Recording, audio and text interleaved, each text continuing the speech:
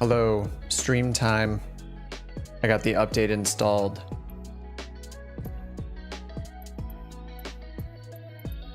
So I looked at the release notes and all I saw was updates to the world, so I didn't really see any bug fixes. Sometimes I feel like a while back when they released one of the first world updates, there were also a bunch of bug fixes, but it looks like that doesn't happen anymore.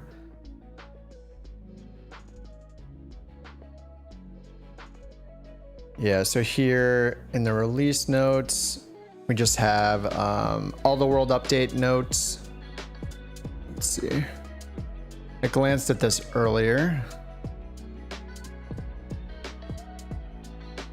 So we got, yeah, download instructions. So if you haven't updated yet, you have to do it through Steam or the Microsoft Store. Then you have to open and do the update for the sim when it loads up, that welcome screen update. And then you have to remember to go to Marketplace and then find the world update in here. It looks like they updated the Marketplace, so it's not even the first one anymore. Okay, it's now the last one on this first list. You have to then go in here and install the actual bundle, the world update bundle. If you go to full catalog, then it's under here, under the bundle section. So all the world updates are under here. So you need to make sure to install this guy right here. Hey Merlin, what's up? So I got this installed. We'll wait to rate it. I'm just gonna rate it 5 stars. It's free. People get really, people on Reddit seem to get really annoyed when there's like not enough stuff, or like the specific area they wanted to have like photogrammetry doesn't or something, and they're like, I can't believe it doesn't have photogrammetry for blah blah. It's like, dude, it's a free update. I'm not going to complain about this. They're handcrafting all these things for us for free every 2 months. It's pretty awesome. I don't know of another sim that gives you crazy scenery updates like this, so I think we've gotten spoiled. Like, when's the last time that X-Plane made an update just to do a bunch of landmarks in the US? I don't know if that has that ever happened. So yeah, there's a bunch of screenshots here. So we'll go look at a bunch of these places, and yeah, that's it. No plan except to fly around some of these spots. Oh, sorry about that. Thanks, man. Anyway, I was just saying, make sure you go into, after you do the updates in Steam or Microsoft Store, and then do the updates when you start the game. Make sure you go to full catalog here under bundles and install the world update, where all the other world updates are listed right here. So yeah, if you don't do this last step, you'll notice nothing different if you're familiar with these areas.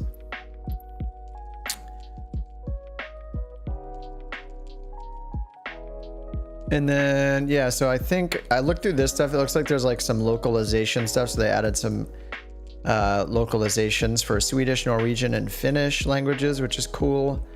And then it says, and this stuff's just elevation data. These are just the updates they made. It says water mass update at various locations. I don't know if that just means in the world update locations or elsewhere.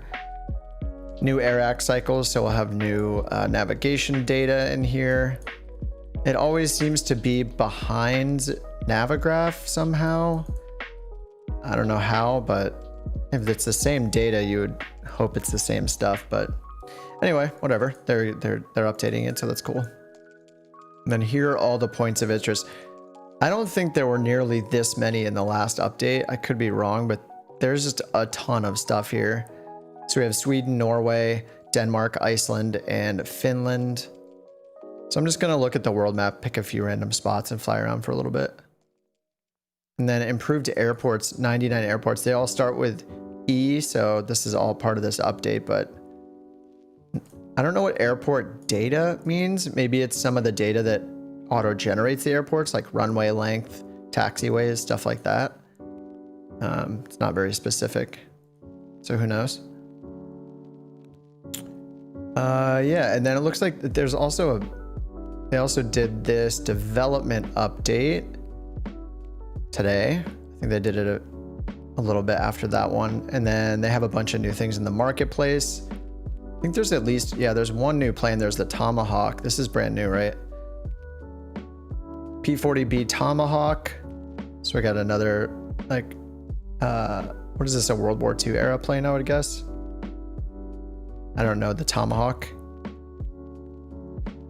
And then this is interesting. These two are aerial imagery and mesh for Switzerland.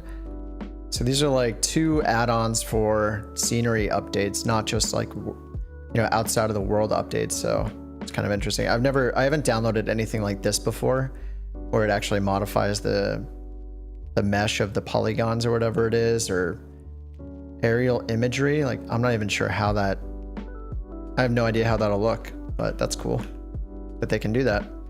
And then there's a ton of airports in here. I don't think there are any that I'm familiar with. Oh, there's Dallas Fort Worth. That's new. I thought that existed. Maybe someone else did the same airport. I'm only really familiar with ones in the US for the most part. But there's a ton of new stuff in the marketplace. And then, oh, these are updates. And I noticed when I was going through the marketplace, it just seems like there's so much new stuff. There's just like pages and pages. There's the Tomahawk. Switzerland mesh. Yeah, there's a good like 20 things that have been added, which is awesome. I kind of look every single Thursday. I'll like, even if I'm not planning on using the sim that night. I mean, I use the sim most nights, but I'll boot it up just to see what's new, or just check the forum post to see what's new and in the marketplace. I keep hoping for a new Piper. Someday we'll get a little Piper, like a Cherokee, like an arrow, or sorry, an archer, a warrior. Supposedly Just Flight is making a warrior, so that'll be cool. Yeah, all right, that's enough of that. Let's go somewhere. It's also crazy is I know some of these are older updates, like, you know, the UK and like Ireland are in here with like exclamation marks showing there's new stuff here. But if we just look south and, you know, in this area up here, like you can see all the, oh, I guess it's all this up here. And then we have Iceland over here as a few POIs. I'm not going to be able to pronounce any of this stuff, so maybe I'll embarrass myself later and try. I think Copenhagen's a good place to start. Tristan 1973, it's already there, so let's leave out of here. We'll just fly around for an hour or two and just check out some of the new POIs, just see how good it looks. And I think I want to fly... I like the Diamond because of the cockpit views. Maybe I should fly something different. Active volcanoes? I don't think so, but that would be awesome. I don't know if there's like active anything, right? As far as I know.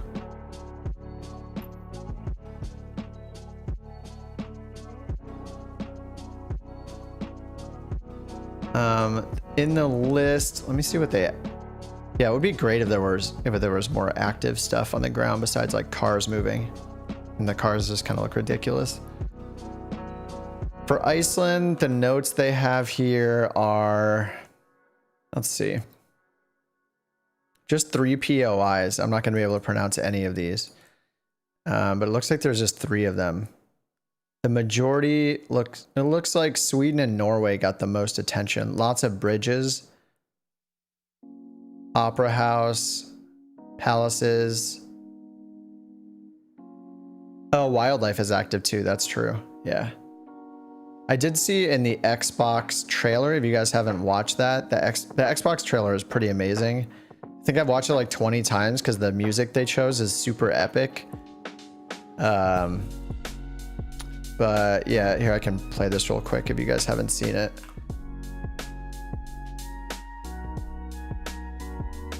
Actually, will it be angry at me for the music? I'm not really sure. Whatever, we'll see. But in this, they showed like hippos, or yeah, was it hippos at the intro? There's just like a bunch of hippos there.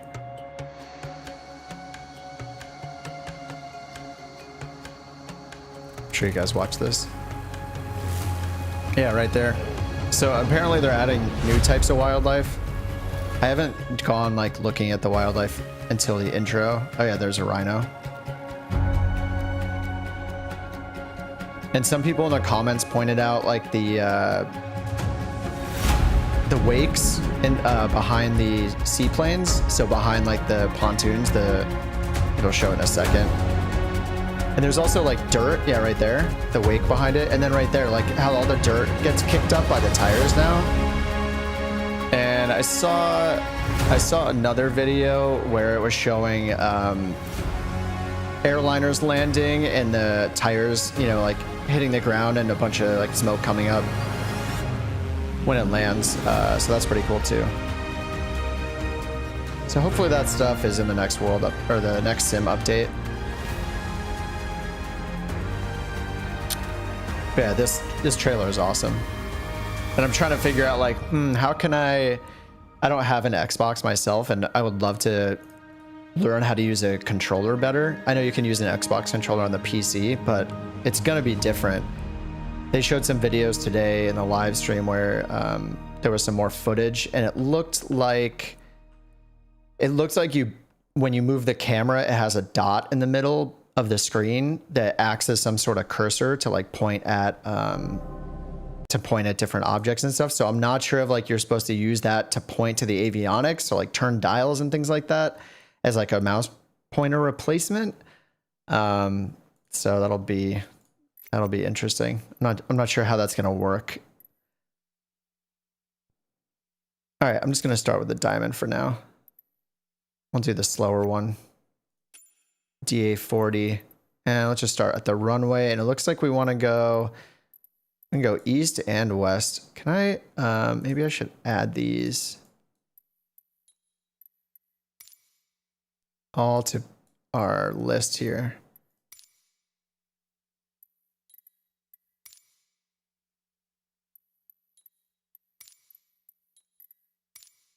Actually, I haven't done this before. I can just add all of the POIs. That's a very efficient flight plan for sure. These might be too far away.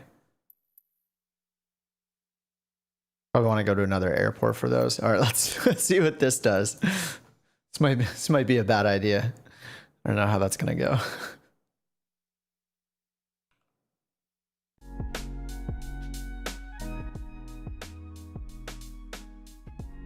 I'm pretty excited about Xbox because I hope that motivates them to do some more like multiplayer interactive stuff. Like as soon as people get this game for the Xbox, outside of flying around with your friends, like there's going to be a portion of people that want to like be passengers in a plane. It could totally be like a social thing where like you join a plane that your friend is flying and you're in the back. So you can either, obviously a shared cockpit would be really cool, but what if you could just be a passenger in the back and have like built-in voice, you know, so when you're in the same plane you could just talk to each other. So you could like hop in a plane and fly somewhere with like 5 of your friends or whatever. Could be kind of awesome. I mean, they're probably thinking that already, but I don't know, maybe I think having Xbox will introduce some more of those casual multiplayer type of things into the sim like sooner.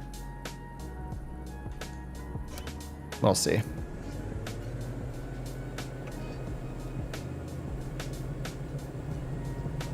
Can you manually order? No, you can't. Not in the world map. The only way you can do that is if you type it in manually yourself. On the world map, you can like, whoa, the heck? You can remove them and then re-add them, and it'll like kind of redo how the order it added them in. It's very random though. Unfortunately, really random.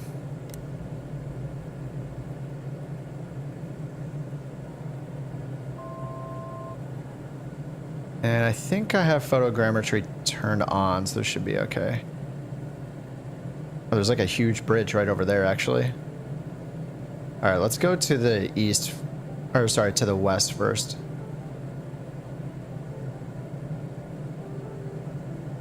Oh, is this part of the airport?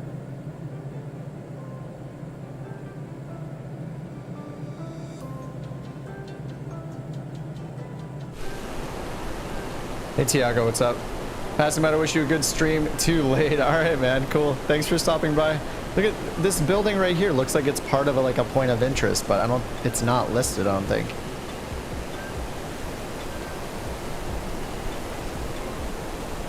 Okay, is that I think that's just a building that's there. Dude, you can just see stuff everywhere. There's a big tower. Is that part of that must be part of the airport. You can see the bridge way over there. I guess this is another airport. That must be part of the airport updates. What? Dude, look at this. Everything, it's weird because everything looks like a POI to me right now. Especially because I don't know if I've flown in Denmark before. Those are just some regular buildings, I guess.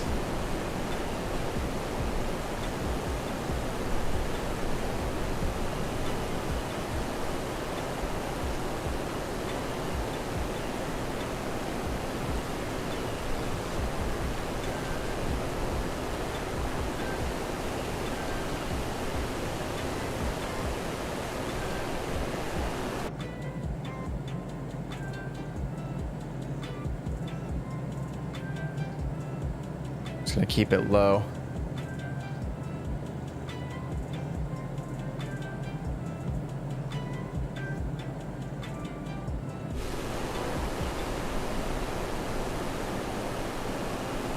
Let me make sure I have photogrammetry on. I noticed they added the word options to all of these. That's an update they made they didn't tell us about. Instead of just general, it says general options. I just want to make sure I have the data turned on. I have it off, actually. I turn it off because I fly in LA often, and the buildings look so bad when it's turned on. They look like they're like crumbling. It actually looks better when they're just like boring polygons with no detail on them. So I tend to turn it off. I think it's a little better for performance too, but yeah, the Los Angeles area photogrammetry stuff is very ugly.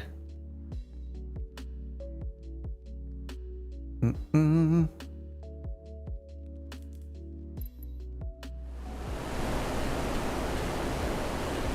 right, see if it stutters while it's loading some of this in.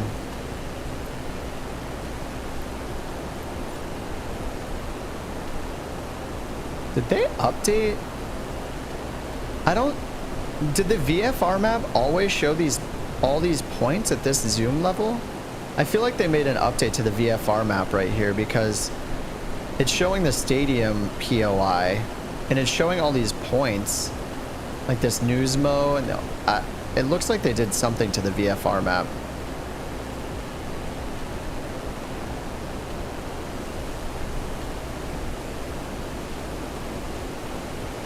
There's definitely some invisible updates here that they didn't tell us about.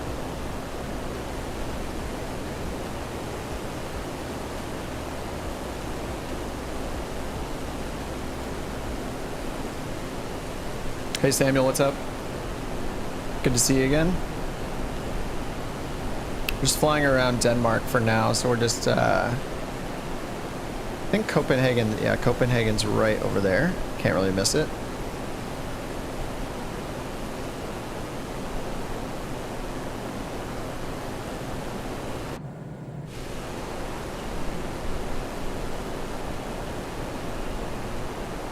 All right, so here comes the stadium.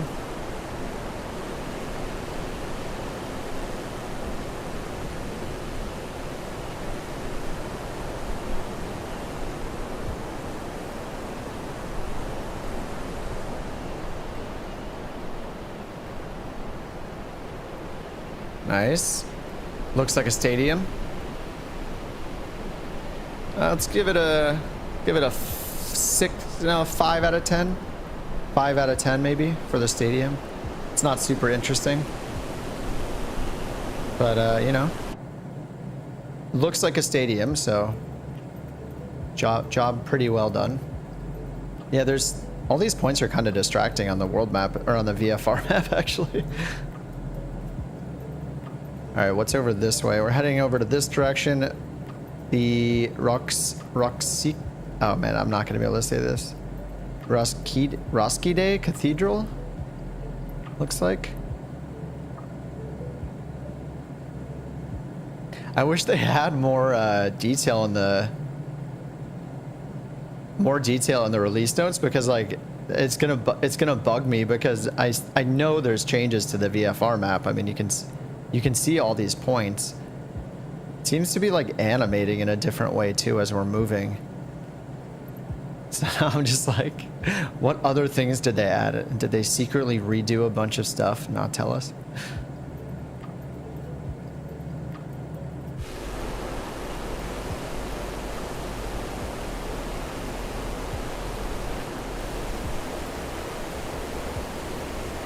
But I mean, just how much stuff I can see in the distance, like all these tall buildings really far away.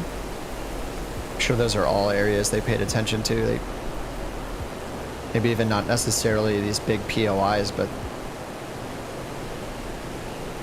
to fly through Copenhagen. And I don't know the geography of Denmark, so I assume that back where we were over there is Copenhagen. Hey Gene, trying to get the helicopter going. Yeah, it took me like a whole night to not crash 100% of the time using the chopper. That thing is just a whole nother level of skill. It's really hard. It's really fun though. I mean, once you get going, you can't really beat the views from the chopper. It's awesome.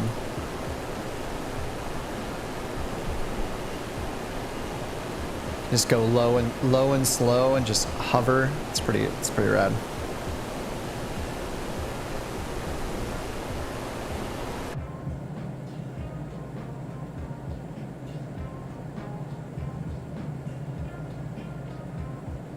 There's a bunch of like cathedral-like looking buildings too. I mean, like, there's just, maybe it's always been this way, but there's just like a lot of churches or just a lot of like tower-looking structures like that.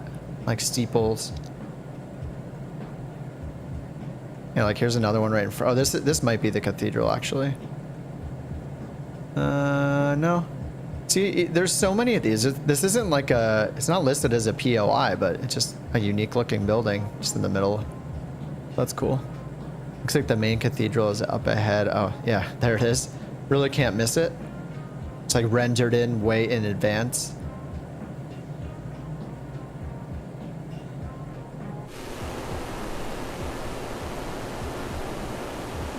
Not flying the H130? Oh, you're trying to fly the 135? Looks like you're moving really fast. Are the diamonds that fast? Yeah, they're pretty fast. This thing goes like 130. And you can actually get it up to 130 even at low altitude like this. It's pretty crazy. They're pretty fast, yeah. It's like a this is the DA40 and it has a turbo diesel engine. So it's more like the SR22. I guess it's a little bit slower than the SR22, but it's definitely faster than the Skyhawks. I love it just because I've been using the Diamond quite a bit actually, and I've been learning a bit about them on YouTube and watching videos about them. They're pretty incredible. Like a lot of the improvements they've made to make them safer is pretty crazy.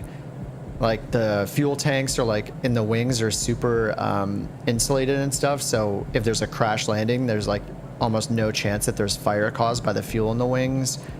It's got an ECU, so the engine control unit is fully electronic. It's like turbo diesel and fuel injected like a car. So all you have, and it's got a constant speed prop, but it automatically manages the propeller speed. So all you have is a single throttle lever right here. It's pretty cool. And the wingspan is like 2 feet wider than Cessna 172, so you get more of like this glider feeling to it. It's just like really stable. I don't know, it's really cool. I'm having a good time flying it. And the DA62 is the twin version of this, so it's faster and has anti-icing. And the DA62 flies the same way. It just, you know, you have gear. All right, here's this Roskilde something. Cathedral. Pretty sweet. This whole area looks cool. I mean, I feel like everything looks like a POI. All right, let's turn over to, let's go to the north. I just marked a bunch of them in the world map. So that's why we have all these random points on the flight plan. But what's cool is that you can see the POIs on the VFR map now. That's totally a new thing. All right, so let's turn up this way. I've just been using the heading bug this whole time. I just having an autopilot on heading mode, holding us at a low altitude. I'm using a knob on the Bravo throttle quadrant, just turning that to turn our heading, so I don't crash while I'm reading chat and stuff like that. Yeah, maybe this is a little too fast for some sightseeing. I don't know. It's not too bad. I'm gonna do I can keep doing the drone thing. Hey, Chemistry, what kind of hardware? During the great GPU drought, I got extremely lucky early on when the new NVIDIA cards came out. A good friend of mine is very tech savvy. I don't know, not tech, I mean, he's tech savvy, but he's very on top of all the newest like hardware, and he's nerdier than I am somehow, but he's into all the latest hardware and stuff. Anyway, he like called me at like 7 in the morning one day and was like, hey, Best Buy has the 3080s in stock right now, and I spammed it and I got really lucky and I got a 3080 when they first came out. I had a 2060 Super in the PC I just built, but knowing the demand, I just sold that and upgraded. But yeah, I got really lucky. I know that people are still struggling to get those. There is a there's a Discord called Stock Drops, I think. It has like a ton of members. Oh, you got a 3080 too? Okay, I was gonna plug the Stock Drops thing. I was in there briefly because I was trying to get one for my sister who's on a super old GPU. But yeah, there's a Discord called like Stock Drops or something where they will alert you when something's in stock and give you a link directly to the product.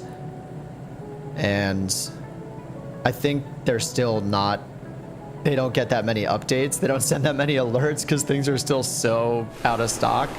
But it's better than having nothing set up for notifications. So I think I just Googled it, like Stock Drops Discord or something. But yeah, I built this PC right before the summer before, or earlier in the summer before Flight Sim came out. Mostly to do some music stuff. I play music a lot for fun. I was recording some stuff for fun and mixing, and I decided to build a new PC and play some games, and so I like decked this thing out so it's got like a 128 gigs of RAM, which is totally unnecessary. And I got is it the 3950X? It's like a generation or two old at this point, but I got like this 16-core Ryzen of choice at the time. And that's not even the best option for gaming anymore, right? I think fewer cores that are faster clock speeds like the way to go. Anyway, it's been okay, but like everybody that still has really good hardware, I still have gotten a ton of performance problems in Microsoft Flight Sim with the updates they released. So kind of a bummer, especially when I fly in like Southern California, in Los Angeles airspace, that area. It's just so, it can get really, really choppy. I think I might be able to bump it up to Ultra here though. Let's try Ultra because there's not too dense of areas here. I typically use the high-end settings. And turn motion blur off. Yeah, LAX is a mess. And I turn off photogrammetry in LA too because the buildings look so bad there. All right, we're running an Ultra now. We'll see how the frame rates do. Whoa, there's that water. Man, that got a lot better really fast. Man, I didn't realize I had them set that low. I was actually using the NVIDIA GeForce Experience preset. Every now and then I'll check that to see if it's gotten better at their optimization settings, but it was definitely running at a high frame rate. Wasn't complaining about the frame rate, but this looks a lot better. You went from the 3900X to the 5900? Oh, really? Big improvements in FPS. You mean the combination between the CPU and the GPU gave you a big boost? Or you mean you also got a 3080, Sam? That's cool. I mean, if the CPU is giving that big of a boost, that's pretty awesome. My CPU is like hardly ever taxed though. Here, I'm bringing up my task manager right now. My CPU, even while streaming, I'm streaming at 10,000 kilobits per second, and my CPU is at 38% right now. My GPU is at 61. My memory is at 18% because I have 128 gigabytes for no reason. Well, we got some wind. I guess this is why they have this turbine right here. Let's see, the VFR map. Oh, okay. I don't know. I wonder what is here at this custom waypoint, because the only thing at the waypoint should be a point of interest. It's possible I'm blocking the point of interest label. You had the 3080 with the 3900X, and you, okay, so you just upgraded the CPU and got a huge improvement. Damn. I am gonna take a screenshot of your comment. That's why it's freezing my game. And saving that, and I'll take a look at that if I want to buy myself the present, an upgrade. That would be a nice upgrade. I'm sure they're really hard to get still. Do you think they're still really hard to get or no?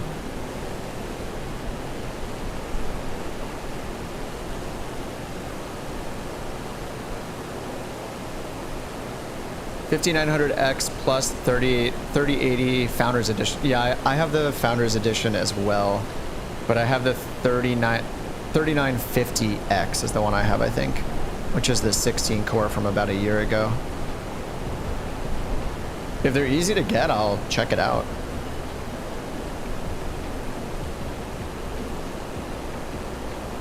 Micro Center had seven of them. Okay. Yeah, I'll check it out tonight. Thanks. Yeah, it would be really cool to squeeze 10 more frames, or 15 to 20. I mean, if I get 5 to 10 extra in the Los Angeles area flying, I would be stoked. I mean, it's never that bad. It's really hard to not want to run the game on as high settings as possible just because it looks so good.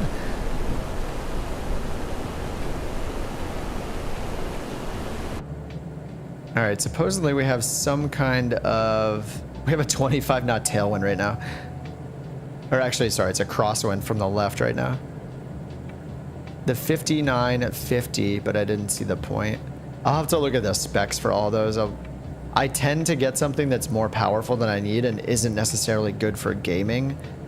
I just like, when I built this computer, I was just like, yeah, just give me the thing that's at the top of the list that's pretty expensive, but maybe one notch down from the most expensive.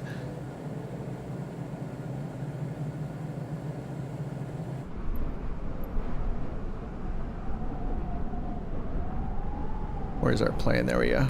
Let me speed up the drone camera. This is my new tactic.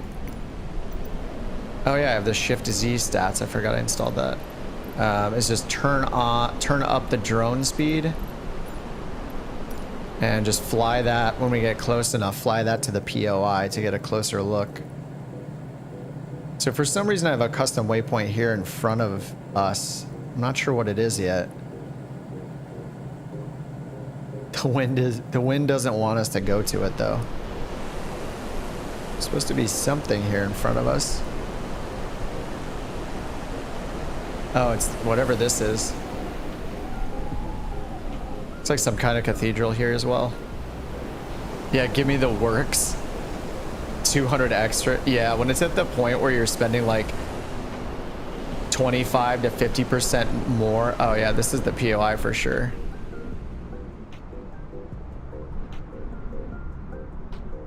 Wow, that's really cool. Nice. Pretty cool. Pretty empty courtyard areas. Yeah, we're going pretty fast, right? I should pull back on the throttle a bit. Here we can see how do some slow flight. So do I. Flight sim is mostly single core taxing. Yeah, I think after I got it, my same buddy that got me the 3080, or you know, he told me it was in stock. He was like, you know, it's not necessarily the best gaming CPU that you bought. Because I was just like, oh, 16 cores? That's what I want. More cores is better. But, you know, it's obviously not how it works. Not every game. Clearly, not every game is going to take advantage of all the cores.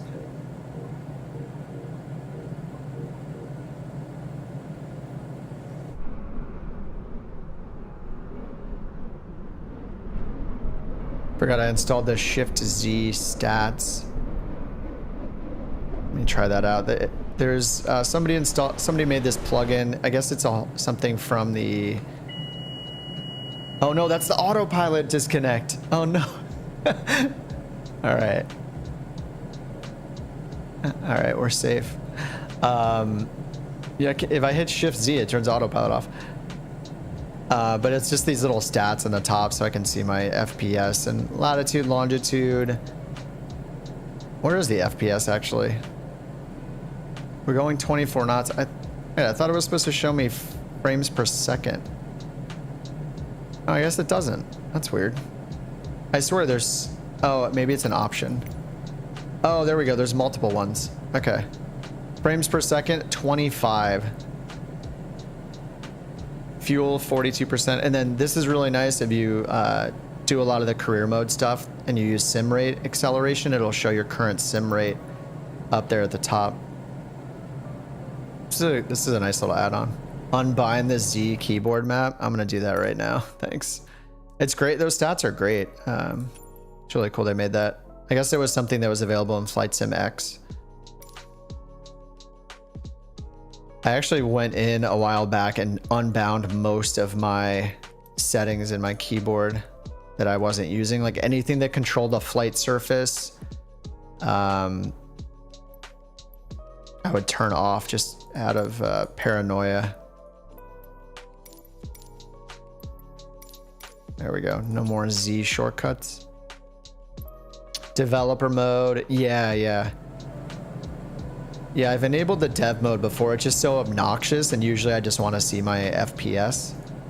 But yeah, those graphs. Every time I see graphs like that, like the developer mode one, I'm like, this graph is slowing my computer down. It's probably not.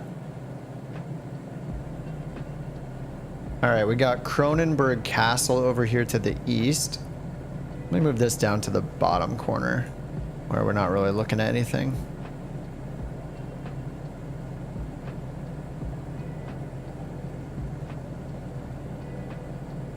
There we go. Hopefully that's a little better. You can see more of the world. I hope Asobo takes advantage of at least like 4 cores in the future. Wait, so how many is it using? 2? How many is it even using? I don't really I haven't learned about the details of, you know, the performance stuff. My mindset is usually like, you know, until they fix stuff, I'm using lower settings, and I'm not going to worry about trying to squeeze more performance out of it. If I can upgrade my CPU to do it, that's awesome. That's an easy fix. I know there's a lot of people that'll like go through, watch all these YouTube videos and articles about getting a few extra FPS here and there. Just for me, I'm just like, I just want to play the sim, and you know, I'll wait for them to fix it. And then I'll also, on the plus side, know when they fix it, because it'll just suddenly be working great for me. I'll be like, hey everybody, there's probably some important performance improvements now. Alt Z for the overlay. Yeah, I turn the NVIDIA stuff off just because I don't use it. But I know they have that FPS. They have an FPS overlay there too. I know they have also they released their experimental like overclocking stuff. But I tend to not want to customize all my stuff just for better performance. I'd rather like wait for the devs to fix it so it performs well, you know? Like waiting for them to implement DLSS, you know, like every other major game has been implementing DLSS and like adding 50% frame rates to their games. I'm not really sure why Microsoft seems to not address it. Maybe DirectX 12 is their answer, but I don't know why you wouldn't do both. Maybe they'll do both. All right, Cronenberg Castle is coming up here on the left. You can see it looks gigantic.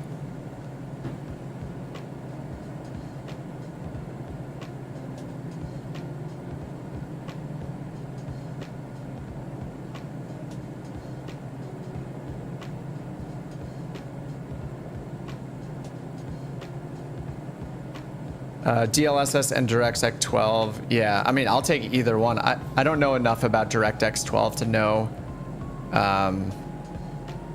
if it is going to give us a big improvement. All right, here's Cronenberg Castle. It looks very plain so far. Maybe it's still loading in. It's kind of underwhelming. Wait, I have photogrammetry turned on. Is it loading in? Nope. That's cool. It's got the Denmark flag right there. Oh, it looks very very toy house looking. 4 out of 10. Look at the detail in the water and then the like lack of detail in the castle. It's kind of, I don't like that one. Nope. Not very good. All right, let's see what else is around us. Cronenberg Castle. Looks like we need to go. I'm gonna give it full throttle. Let's go to the south over here to the turning torso. That should be cool. That's that spiraling building. It's like that twisted glass building that goes up, which looks pretty awesome. That one looks good in the screenshots that I saw. The screenshots they put in the marketplace, it looked really good, so. That castle did not look very good. It just looked like too pristine. It almost looked like, I mean, I turned photogrammetry on. Where's our plane? I need to reset our camera. I turned photogrammetry on, so it should look good. But it did not. So either there's a problem on my end or it just looks that way. Low fuel, huh? The one downside to the DA40 is you have a left-right fuel selector, unlike you do on Cessnas, with, you know, a lot of Cessnas have the both selector, but on the Diamond you have the left-right too. So you know, every 30 minutes or whatever, you should switch. Or just top your tanks off mid-flight, you know, pretend like you got a military refueling. The grass was too light green. It looks kind of funny. Whoa. More of the ocean just loaded in. And maybe it could be that the servers are just taxed right now. And I'm not getting all the data in yet. Because it looks like the water just like updated again. So it's probably still downloading stuff. I almost wish there was like an indicator where you knew that it was downloading significant parts of the scenery or something. But I guess it's kind of always doing that. It would just show an indicator the entire time. Yeah, we're still downloading stuff.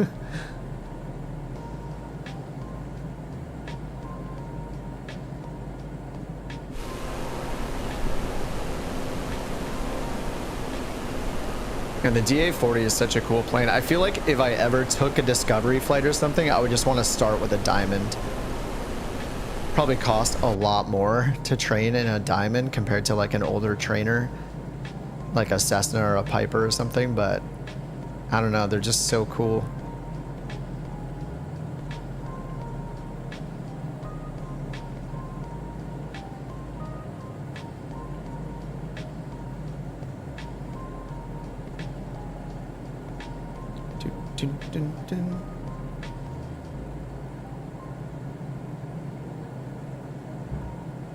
Dude, the wind is just crazy right now. Alright, we should probably not hit the turbine.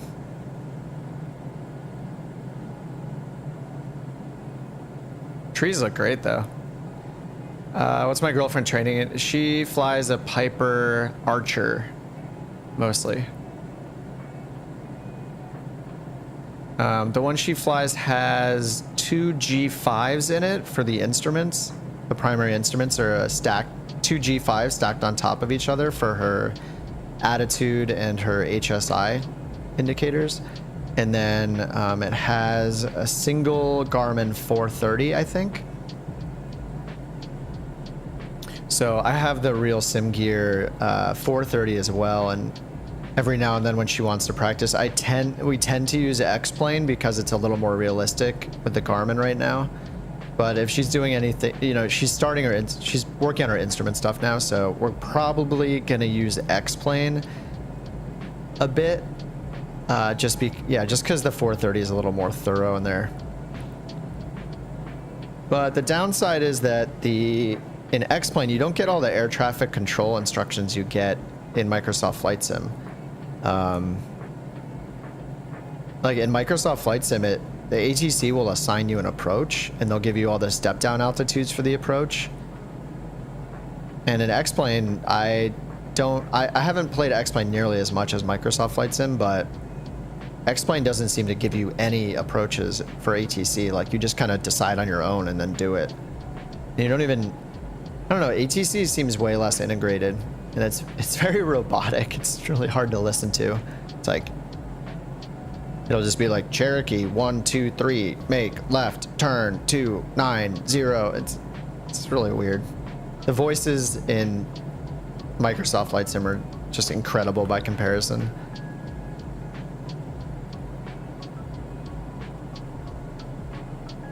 Let's go over towards the water over here. Looks like there's like some kind of dock or wharf or something over here. They need to add a cockpit panel editor to make panels like the plane used in real life. I know, that would be so awesome. That's something she asked me too. She's like, can we just like swap out the instruments for the ones I want? I was like, yeah, no. Even X-Plane doesn't have that. You have to just have the right plane that has the right configuration. Which I think is why in X-Plane, when you download a bunch of planes, like I've downloaded several to try to find the right Archer to make it, more realistic for her. And it would, even there, like, you'll get like 4 or 5 variations that'll have different configurations. But that would be great, yeah, if you could just, in the airplane selection menu, pick what avionics you want in the plane. It'd be so cool. Like, do you want a 430, a 530, one of each? Do you want a G5 instead of the steam gauge instruments? There's like a wind turbine kind of farm out here. Yeah, that would be super cool. I hope they get there. That would just be rad. Probably be pretty tough for developers to support that potentially though. But for the stock ones, like why not? I really hope Microsoft makes their own Piper as well. I love all the third-party stuff, but it'd be nice to have like an official one from Microsoft. You're in a flying club with 5 planes. 3 of them are 172s and 2 of them are 182s. And none of them have the same panel. That sounds kind of like what my girlfriend has with hers. I've looked at the photos of the fleet of planes that they have at the flight school, and yeah, mattering which plane you get, they'll have different things. Like most of them don't have autopilots. I think they have a bunch of Pipers, and I think they have all Pipers and then a couple of Cirrus SR20s, and I think maybe an SR22 GTS or SR22 Turbo.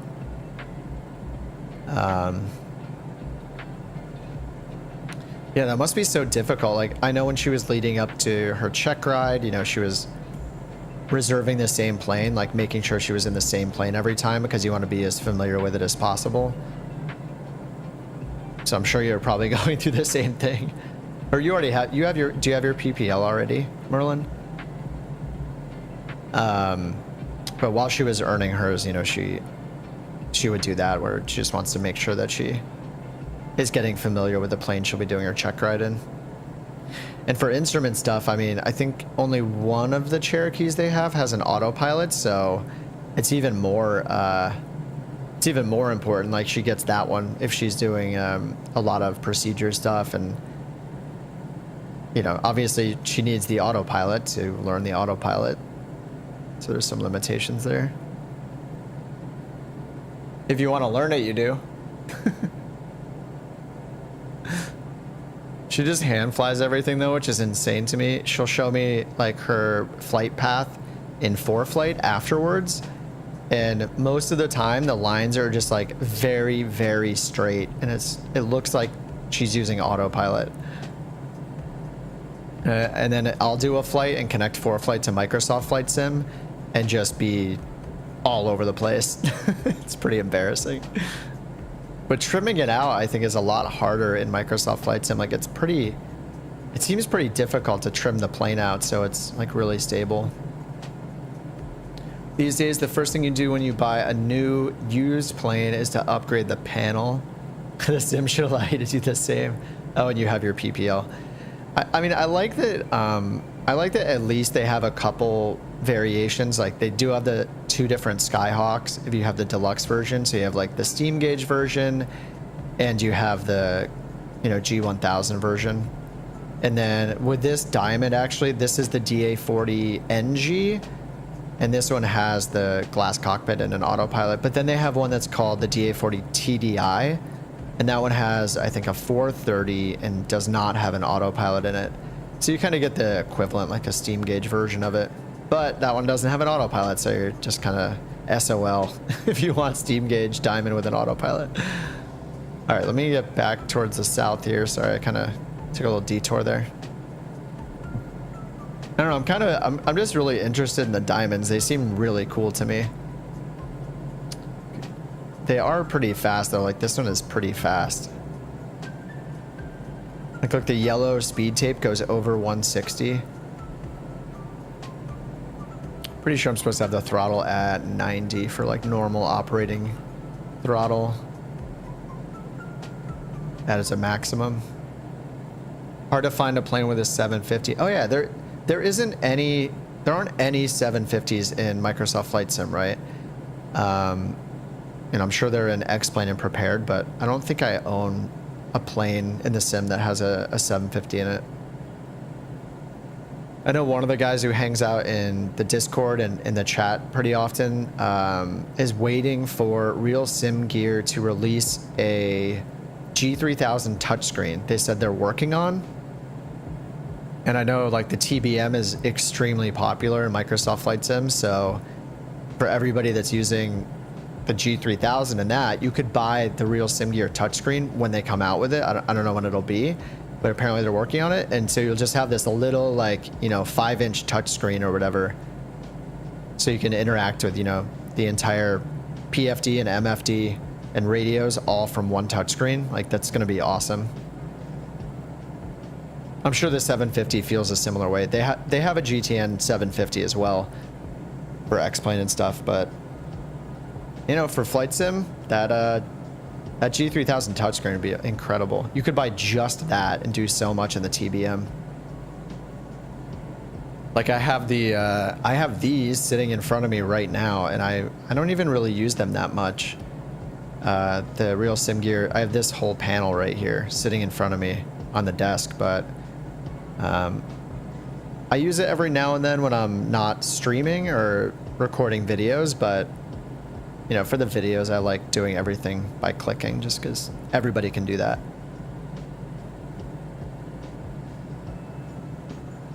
All right, so we're coming up to, that must be the turning torso right there. You can already see it in the distance. So this is that like spiraled glass building. So I guess we're, isn't that in Norway? This is Norway over here, isn't it? Or is it Sweden? Sorry. Denmark to Sweden, right? I think this is Sweden, where the turning torso is. I'm a stupid American, sorry. I don't know all these amazing landmarks and which country it's in. It's either Sweden or Norway, but I'm pretty sure it's Sweden. Third party has a GTN 750 in beta. Oh, really? What? Can you link to that? I would love to check that out. You probably mentioned it in chat before. I would totally check that out. That sounds awesome.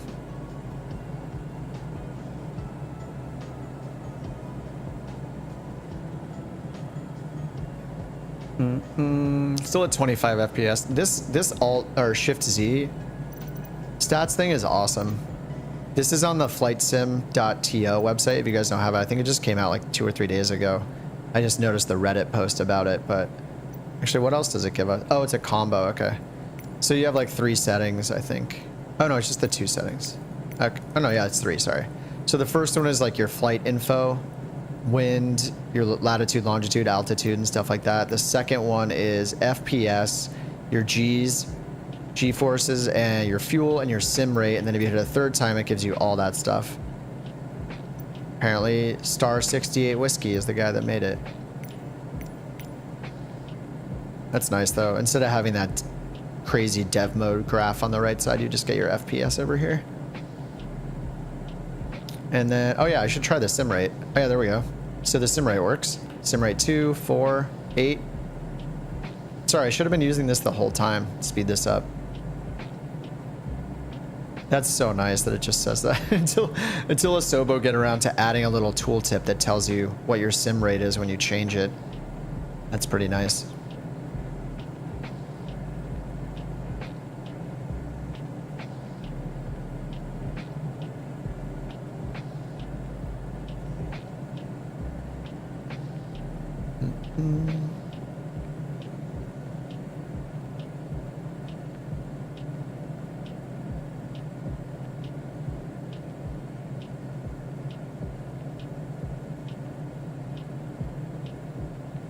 Alright, back to sim rate 1.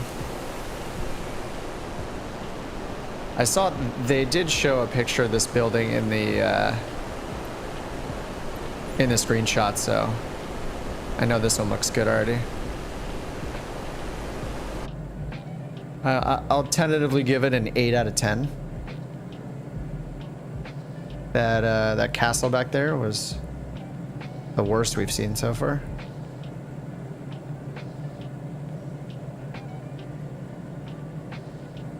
It's already that detailed this far out. It's pretty awesome.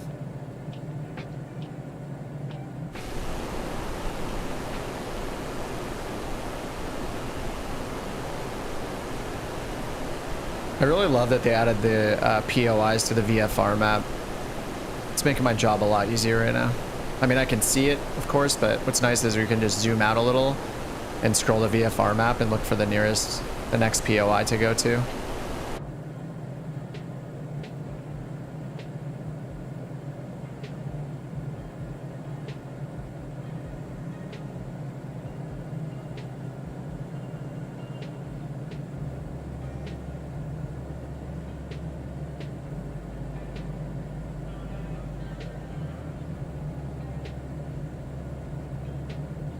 Pretty nice.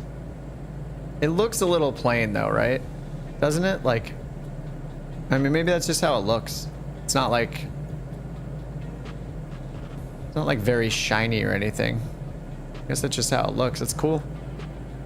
Oh yeah, that side's got, I'm sure they do bungee jumping right there. That's the bungee jump spot for sure. That's pretty awesome. Yeah, I'll stick with an 8 out of 10. Give it an 8 out of 10. And what's over here? Alida Station?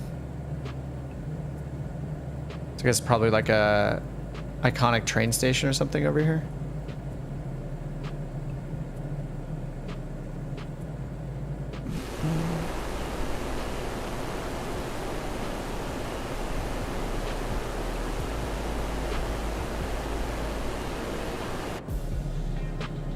I know they said there's just like a ton of bridges.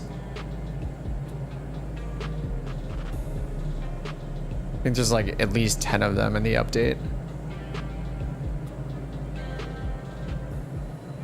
Oh, is this the station right here?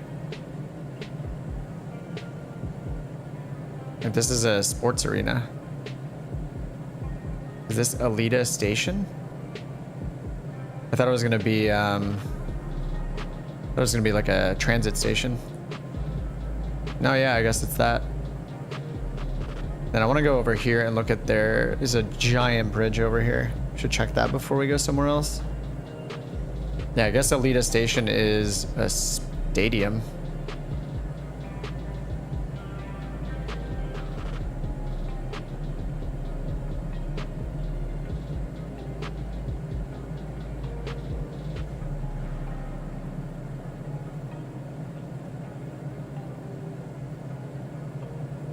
Makes me want to do like load up Sky Park later, do some missions in this area, like do even more sightseeing, because I'm sure there's so many cool just non-architecture areas, like parts of the like terrain that are awesome. Definitely need to go to Iceland and check some of those out. I did fly by Stonehenge quickly when I opened the game up. It's kind of underwhelming.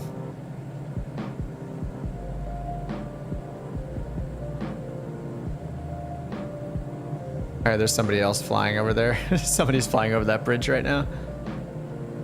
I don't know if it's one. Let's see who it is. General options, traffic. See how many people are around us. Sometimes this gets annoying when there's so many. Fart on Pop-Tart. Great. I'm glad I turned that on. Perfect. This is no longer a kid-friendly stream. Thanks a lot. Fart on Pop-Tart.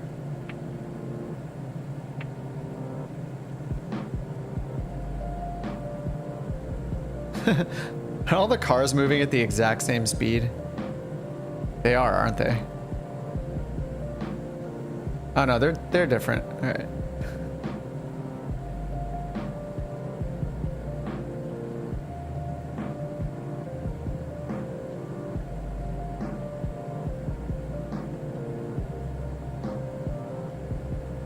Nice. Man, this bridge is gigantic. Wow, it's a bridge.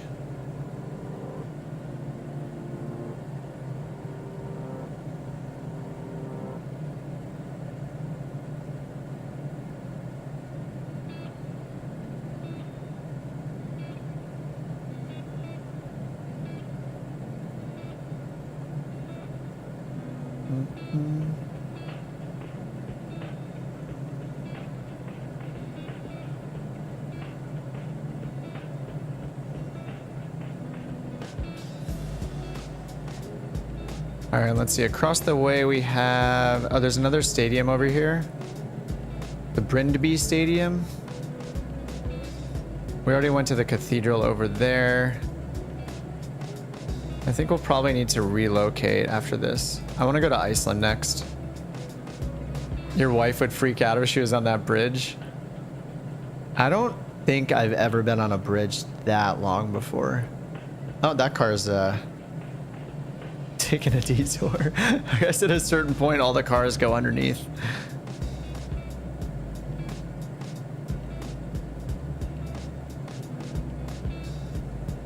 All right, they're back on top, it looks like. Oh, it just goes out to this island? Wait, there's got to be another bridge over here, right? Does it really just stop over here? There's no way it just stops. There has to be another bridge on the other side.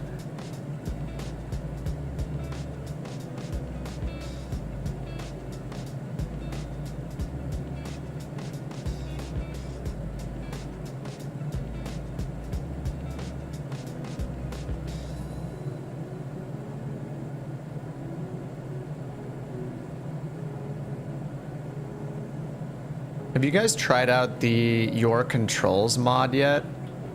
I don't really play this with anybody on a regular basis, but the idea of actually being able to use Your Controls with a friend sounds awesome. I know it's got some like lag issues, but yeah, wait, no, wait, there's gotta be another bridge. Why would anyone take that entire bridge to come out here? Another bridge has got to load in front of us in a second because... Oh, wait, does this go underwater? It goes underwater right here, doesn't it? Oh, it totally goes underwater. That's crazy. It goes from a bridge into a tunnel. Oh, it does. That's crazy. Yeah, it goes underground. For a few feet. Oh, that's really cool. Dude, how terrifying is that? What if you're afraid of bridges and tunnels? you go across that and then you have to go under this tunnel all the way over to here. Or wherever it comes out, either over here or maybe over this way. Oh man, that's torture. Really cool. Nice. I guess we should fly over. Is this Copenhagen again? I think this might be Copenhagen. That's really cool, yeah. This is where we started, was this airfield right here.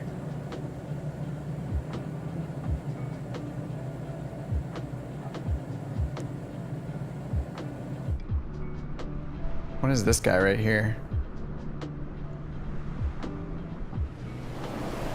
Is that a house? What? What is this? I need to turn off follow mode. Ah. There we go. What?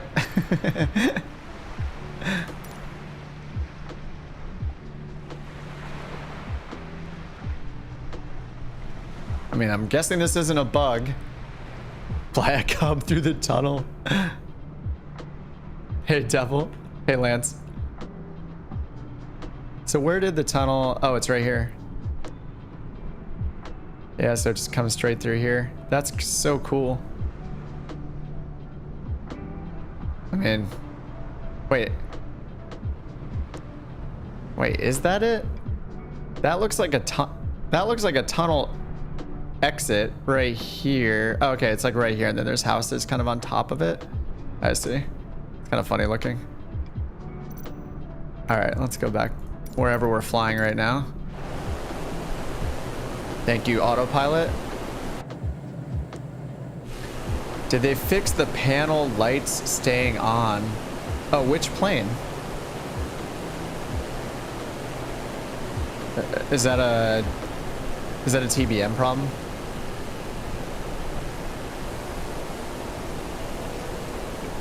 Ugh, look at the... See, look at these. Some of these buildings are just like, this is so gross looking. See how they look right now? They all look like they're like falling apart. This is the reason. This is what it looks like in Los Angeles when I fly around there. And that's why I keep turning off photogrammetry under the data because of that. Let's see if they look 10 times better when they're just simple polygons. A lot of simmers are complaining about the panel lights going off after takeoff. Oh, I've just been flying in daytime, so I haven't noticed it yet. This is the first flight I've taken with the update. The panel lights go off after takeoff? I can check that out.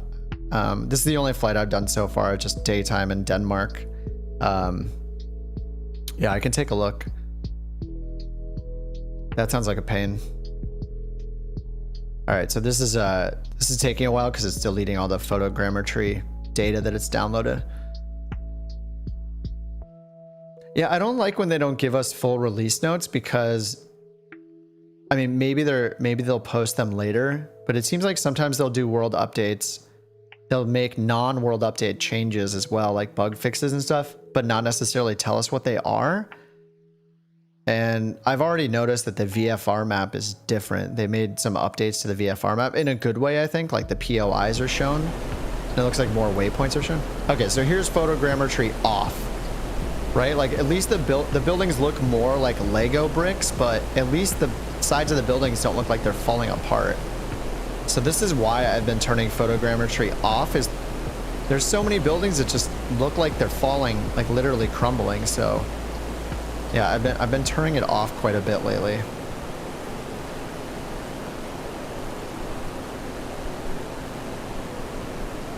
I mean, they look less realistic, but at least they, you know, because of how the lighting bounces off them or whatever, but at least they don't look like they have holes in them. But I've been turning that off in Los Angeles. area just because they look the same way they just looked there a few minutes ago when you saw that.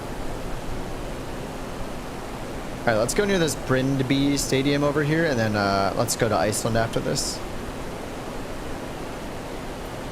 It'll not light off. Oh, the PFD turns off too. The G1000's been okay so far in here. But I've only been in the Diamond so far. I haven't flown any of the airliners. What up, Rich N? Cruising. That's a bummer. I feel like you know, there's a lot of simmers that fly the airliners, so I feel like there's a lot of bugs I don't notice because I don't fly the airliners. I don't know how the POIs will look without the photogrammetry turned on, but you know, that one castle we saw earlier, like that second structure we looked at, looked pretty crappy. It almost looked like photogrammetry was off. But I did have it on then. So we'll see. This one might look very plain as well, but it's fine. Huh?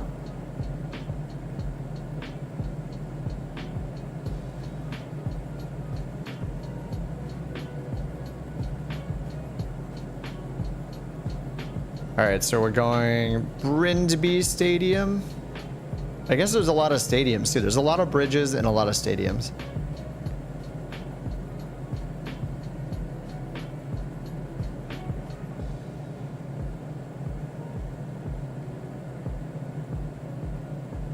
I think being American, I don't have the same level of respect and like love for all these soccer stadiums because soccer is not, or you know, football is not a huge sport in the US. Like there's definitely a lot of people that love it, but it's not given the people just don't pay attention to it as much as like American football and basketball, sports like that. So I'm sure for non-Americans, all of these stadiums are much cooler to look at. All these football stadiums. Yeah, it still looks good even without photogrammetry. I mean, looks solid. I think I saw a screenshot on the Reddit, on the subreddit, where somebody had landed a plane inside a stadium somehow. I think it was a plane. It might have been the top rudder solo or something like that.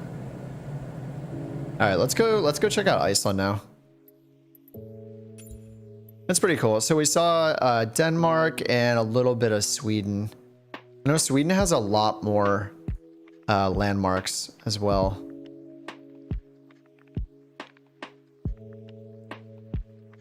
Iceland only has 3 things listed, but still want to go there.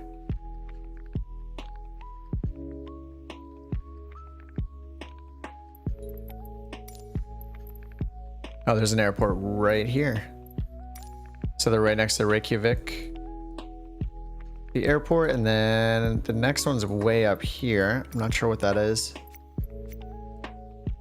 Do we want something slower?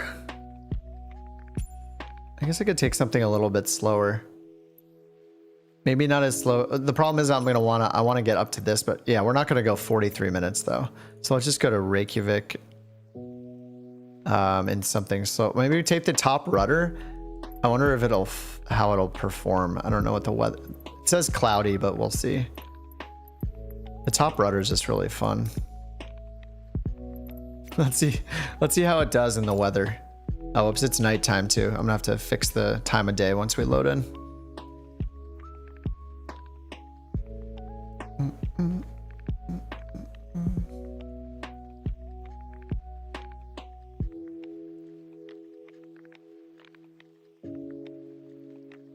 I'm taking a look at the list here. Let's see, they have, yeah, just 3 things here. So it's what, I have no idea what these are.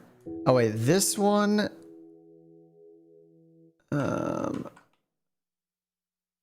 oh, that's that rock. There's like it's like a rock formation in the middle of the water. This like crazy looking rock is what this thing is, which is the one that's up to the north. So we have a church, and then whatever Perlan is. Perlan? Oh, this is like a structure with like a big dome top. It's a glass domed fine dining restaurant is what it is. Perlan or Perlan. So we'll look at the church, this church, and then that sweet restaurant. Oh, this church is insane. Whoa. Let me Google the church. This is the church. This is insane looking. Reykjavik Tower, top runner aircraft November. Dude, that is so cool. This side of it looks so awesome. For departure to the north. Departure.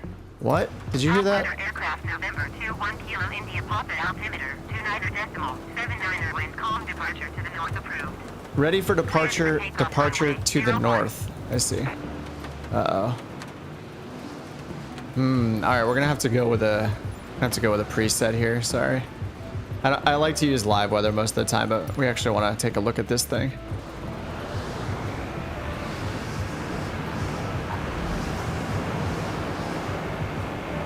We actually want to look at the things.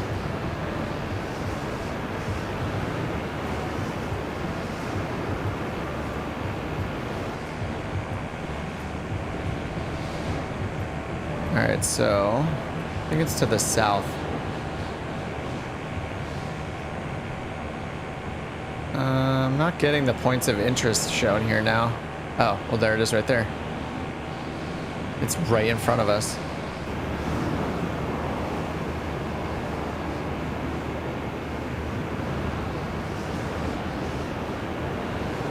This is with the photogrammetry off again.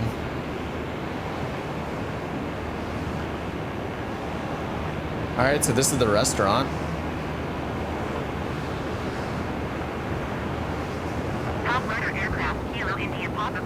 Oh, it's got like banners on the front of it.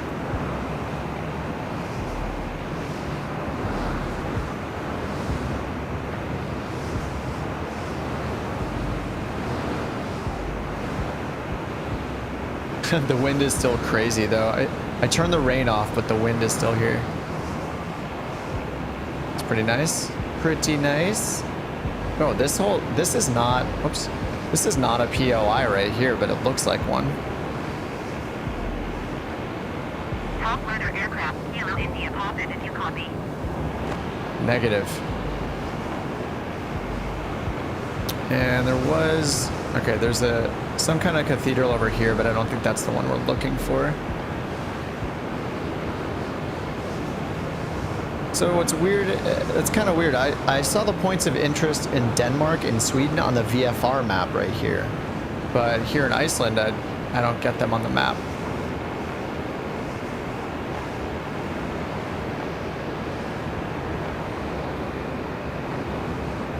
Top runner aircraft, Kilo India Papa, did you copy? I just really want us to... I guess air traffic control wants us to reply to them for some reason.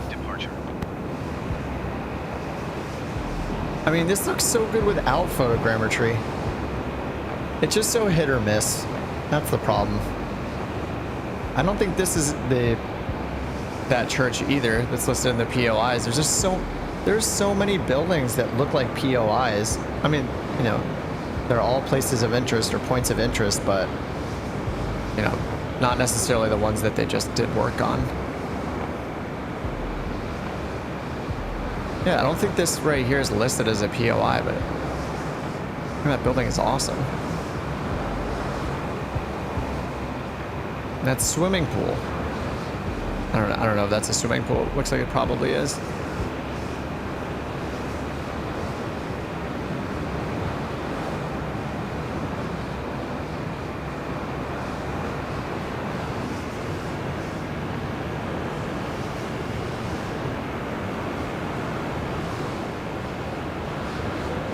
So it's either the way we're facing or it's one of those way over there. That looks pretty huge.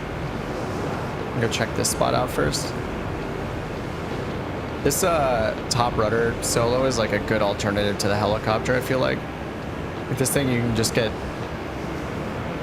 low and slow in this, and just like you can with the chopper, but not break your ankle holding the right rudder the entire time you're flying or whatever when you're slow. It's less of a workout. And if you like that sort of thing, then I guess go with the chopper.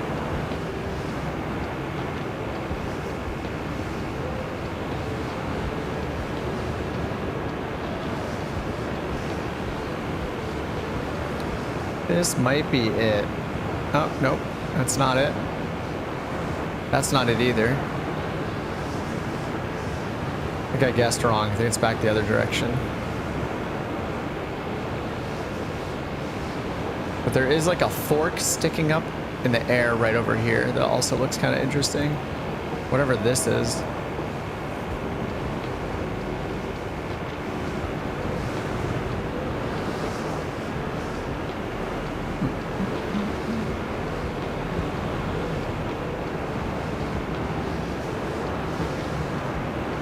I like when you fly this thing though. Oh, I don't know how. Is this way too loud? All right, the wind is super loud right now, isn't it? Sorry about that. Let me turn the wind down if I can. Environment, I guess. It's just, sorry, that was probably really annoying how loud the wind is. Oh, it's still loud, right? Is that 50%? I think it's down a little bit.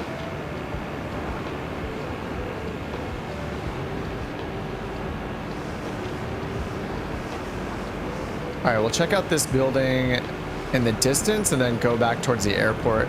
I think I'm probably just in the wrong spot, but I'm curious what this thing is. Oh, it might just be like two. Yeah, that's not the POI. But there are a lot of churches that are like just really cool looking out here. All right, let's go back towards the airport. I think it was a little bit to the right once we turn around. Saw it in the distance. Hey, Rafik, or Rafik. Sorry if I'm saying your name wrong. All right, let's go back towards the airport. So that restaurant was right over here, but there's a bunch of buildings we can see in this direction, so. There. Is anyone having crashing issues? I didn't crash when I started it, but I also have very few plugins and mods installed. Let's see, the only thing in my community folder right now is I have this Shift Z stats plugin, and I have Real Sim Gear, the Working Title G3000, and the Honeycomb plugin for the throttle quadrant. So I just have those four things. Usually, if the game is constantly crashing, the culprit is usually a plugin, usually a mod or an add-on, you know?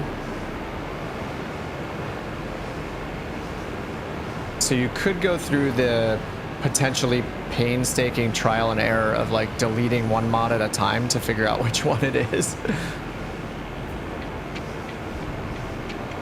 What's this? Is this it? No, that's not it either. Where is this thing? It's probably like very obvious and I'm just not looking in the right direction. Oh, maybe it's that right there. That kind of looks like it could be it past the dome. There's the dome right there. I think it was just the other direction.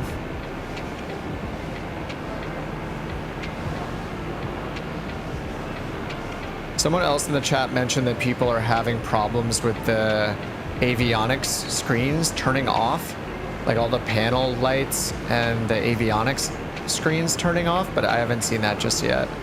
But I only flew the DA40 for a little bit, and then now I'm flying the top rudder right now for this part of it. 5 mods, you took them out and it stopped crashing.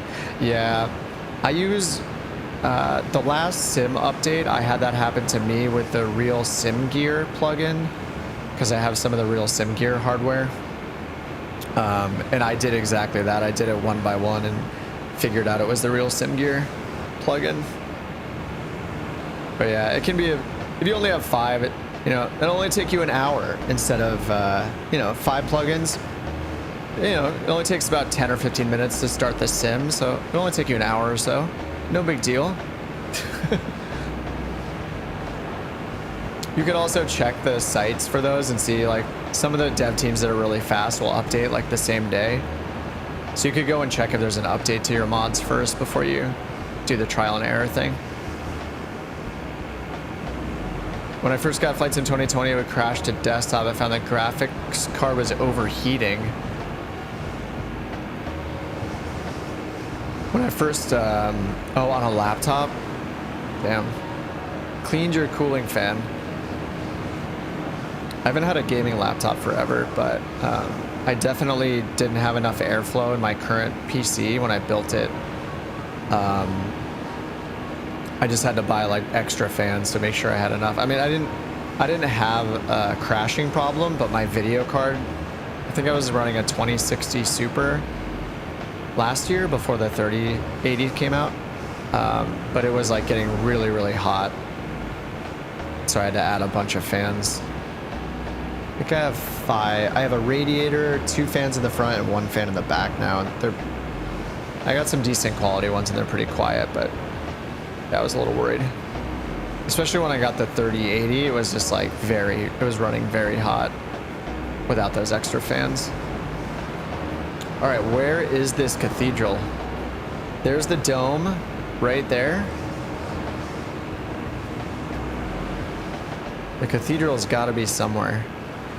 I mean, clearly it's somewhere. Is that it? That kind of looks like the front of it that we saw in those real life photos. Let's go look at that.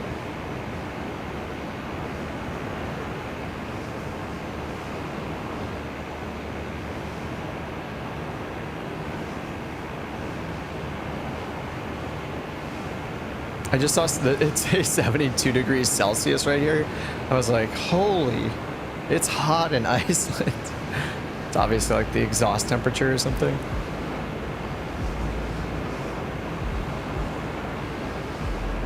All right, is this it right here? Oh, that's it right there. Nice. Yeah, it's got that cool curve to the front. That's really cool looking. Even from a distance. That's rad. It'd be cool if they added like the northern lights. Wait, do they have that? I haven't been like, I haven't tried to make that happen, but can you see the northern lights in the sim? I'm not sure if that's a thing. Must say your tutorials are great, learned a lot and still learning. Thanks, dude. Sorry I don't make a ton of them. I want to make more. I'm like cranking out some of these little like 3-minute FAQ videos right now. But I think the big thing I want to do next is like, first, I think I need to refresh some of the older tutorials because it's been about a year, going on a year almost, and even I've learned a lot more since then, so I feel like I could probably do an even better job on those. But I appreciate it. I'm glad they helped out. I think I could redo some of them. I want to do RNAV procedures, but there's so many that aren't working right now. I've tried to make that video so many times, it's kind of a pain. Man, this is super cool looking though. It's pretty good. I'll give it like a 7, maybe an 8. For some reason, the updates they did in Paris for some reason looked the best to me, quality wise.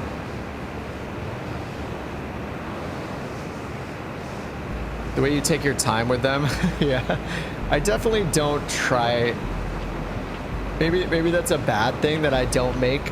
It could be a good or a bad thing that I don't make that many videos. I don't know. I feel like I need to really want to share something that I've learned, and I want to make sure I can speak to it. Like I know enough about it without like scripting it out or anything, where I can just make the video without having like a script I'm reading from or anything. Yeah, RNAV is very messy. Even the I was trying to do a video on the Lpv approaches.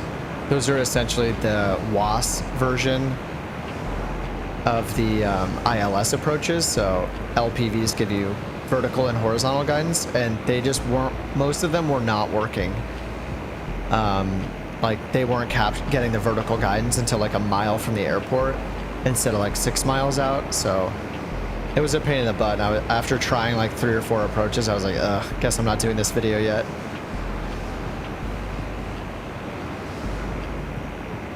The Northern Lights are in the game? Oh, cool. I have not sought out the Northern Lights yet. That could be pretty cool to see. I assume you can just change the date and the time and go to the right location.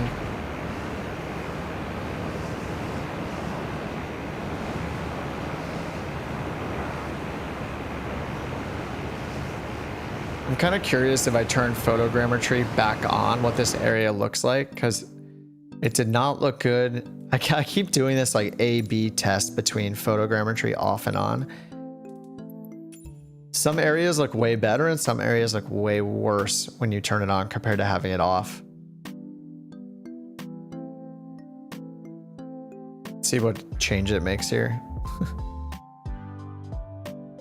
Sometimes the buildings, like the rooftops, just look so colorful and like pristine that I'm like, yeah, it looks kind of tacky. But if we turn it on and all the buildings look like they're deteriorating, then turn it back off again. All right, when I started at Denmark, right, I think we should go do Norway and then do Finland. All right, let's see if these improve at all. I kind of want to see if they load in the background. I don't know if they will.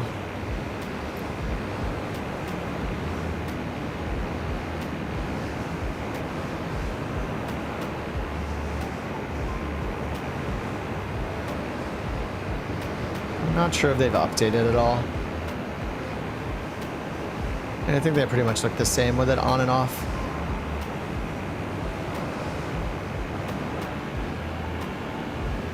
All right, well, Iceland looks awesome. Definitely looks better than LA. It's nice just not seeing a lot of jagged, weird, like tower-looking structures everywhere. Like most of these buildings and the areas around them just look good. They look, yeah, they don't look buggy or anything.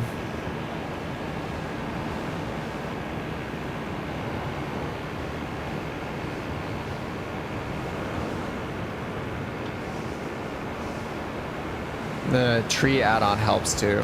This is that using that spring and autumn tree add-on that's in the marketplace. It's part of that 4 Seasons mod, but the developer put one of them in the marketplace so far, in the Microsoft Flight Sim marketplace.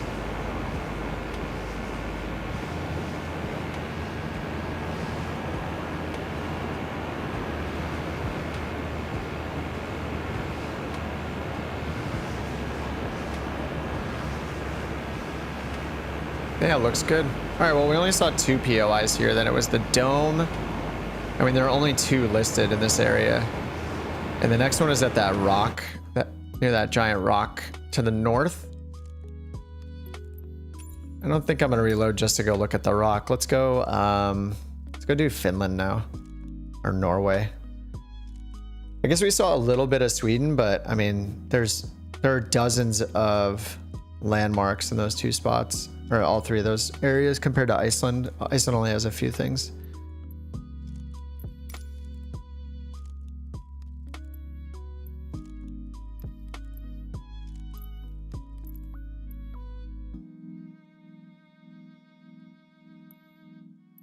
Okay, so we got a bunch of bridges out here.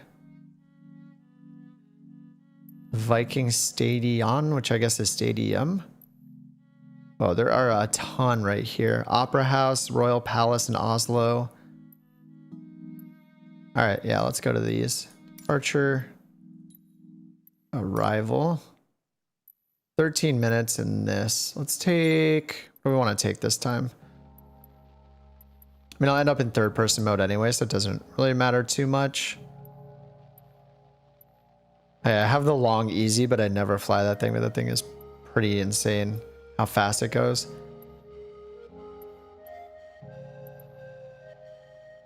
Diamond GV20. I usually take something with autopilot too, just because I like to just fly with the heading mode on. Okay, 5 minutes to get there. I'll just turn the autopilot on and then so I can play in third person and not worry about slamming into the ground.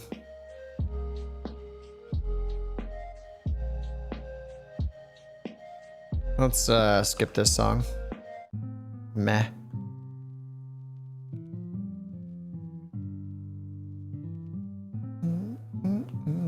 Do you guys ever watch those like those simmers that will do like a 12-hour flight? Like over a weekend, they'll like have a 12-hour or an 8-hour stream. I don't know what you do in the cockpit for 8 hours. Like once you get into cruise, besides switching from one controller to another, I don't have that much stuff to talk about. I don't think I could do an 8-hour stream in flight sim. I guess they get to know like the people in their chat and just chat. Maybe they just chat about I mean, they must just mostly talk about the sim. All right, looks like we're going for a preset here again. Let's go scattered.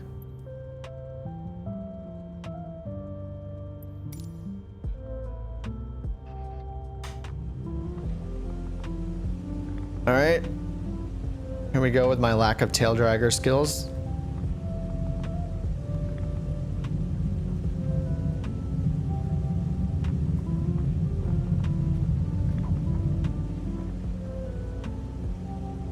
The X-Cub is cool. I remember I flew this like last month or so, I think, where I was doing one of the Sky Park streams, and the X-Cub is just really fun to fly.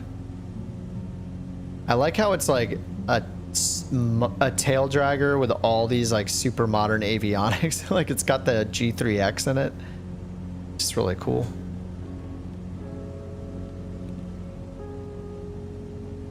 Okay, this area looks awesome already. Dude, look at that. What? It looks so good. Maybe it's because I turned broken clouds on or scattered clouds on, so we have like all the cool differences in the lighting. That looks pretty good.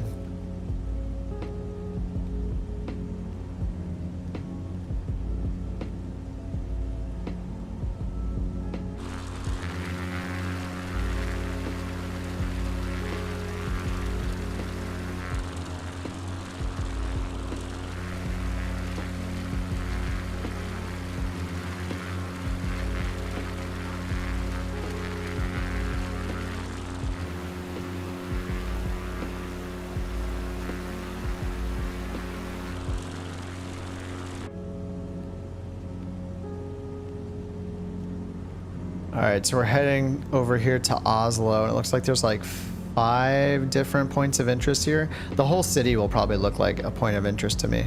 I actually don't think I've flown over Oslo before.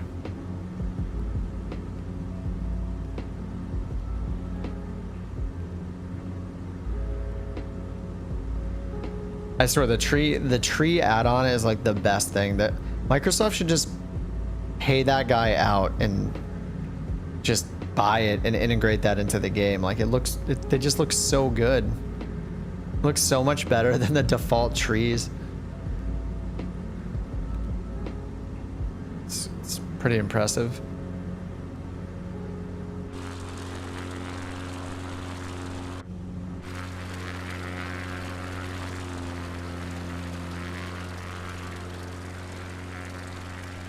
Like a mine here. It's like Flying Singer. This dude over here is checking out Oslo as well.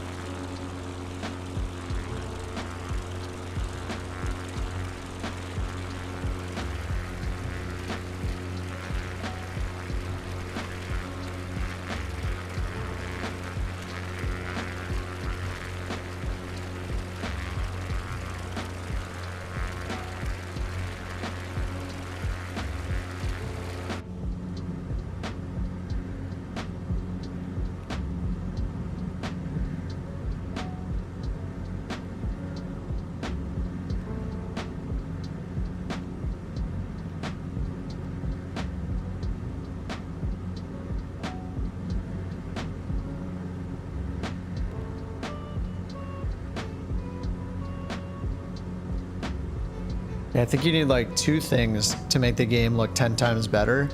1 is clouds and 2 is the tree mod. Just like everything looks so good. The tree add-on.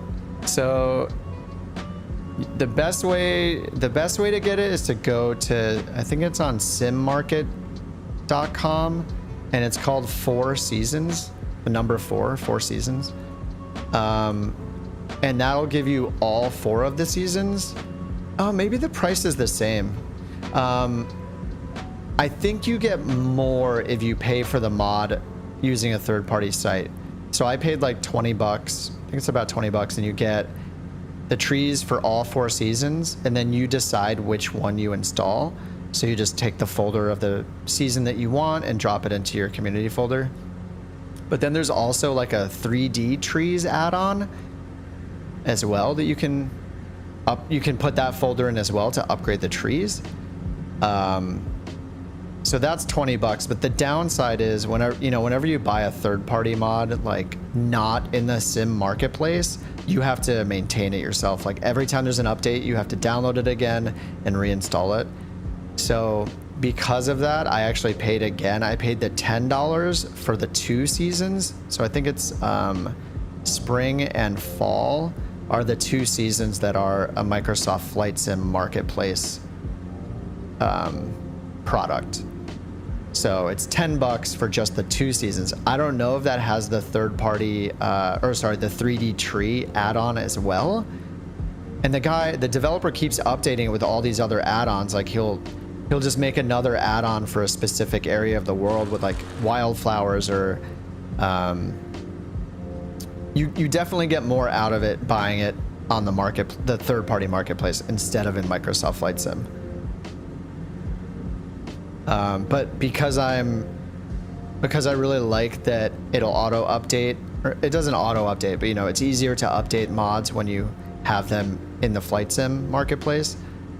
I have it installed from there right now. But if you don't mind that, it's going to be a better value to get it from like Sim Market, or I think it's simmarket.com.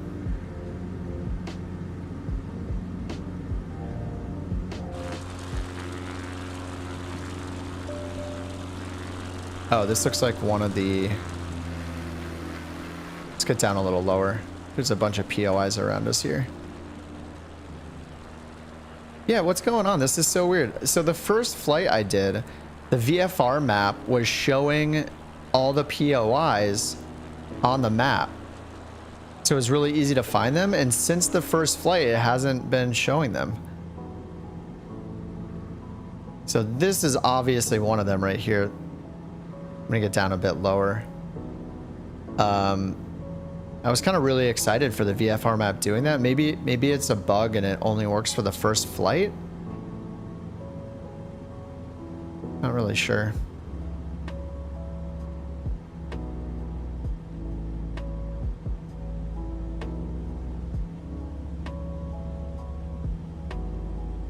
I'm also guessing with the tree mod, he'll release the winter and summer ones too.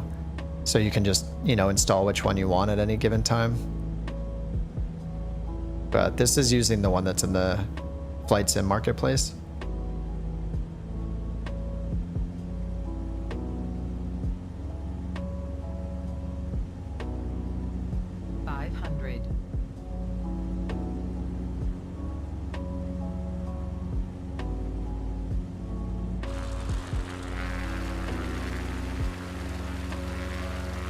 Oh, that's it right there, right?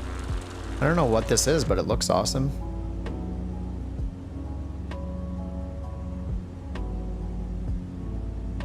Oh no, we have the glare. It's a problem when you turn on the settings too high, you get these realistic things that block your view. Whoa, that is kind of crazy looking. That's awesome. I actually don't know where specifically the other points of interest are. Just have to kind of eyeball it. Just look for the things that stand out. 500.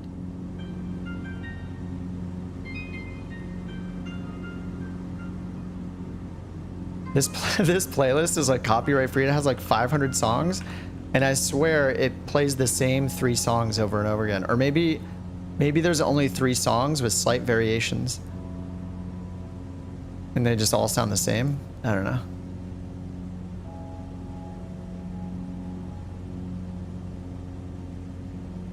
All right, let's go into this dense area over here. I'm sure there's something in here.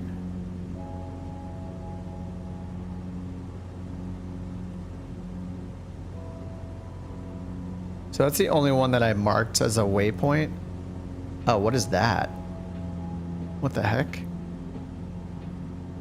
That's not a POI. It kind of looked like one for a second.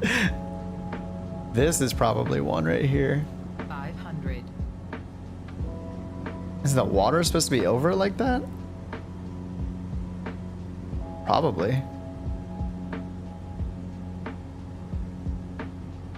It's pretty awesome looking. Damn. Yeah, it's really cool.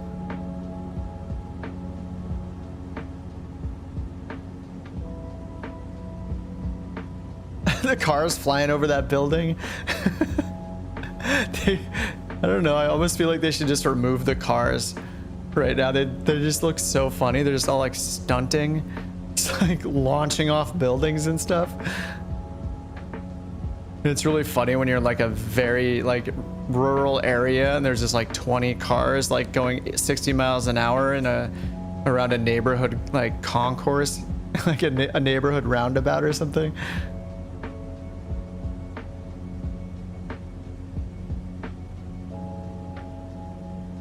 Looks like there's some weird stuff happening here, though.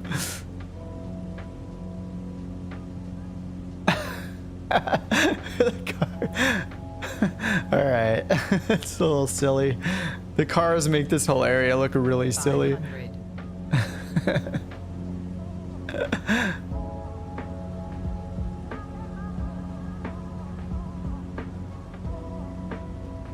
I mean, overall, it still looks really cool over here, but just the cars crack me up.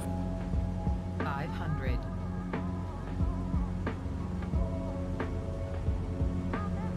500. 500. Sorry, I'm just like riding the 500 line right now.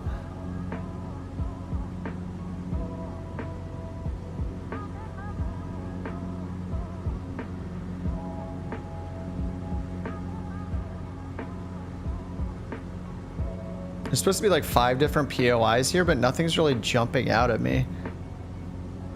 Just that, just those 2 buildings so far.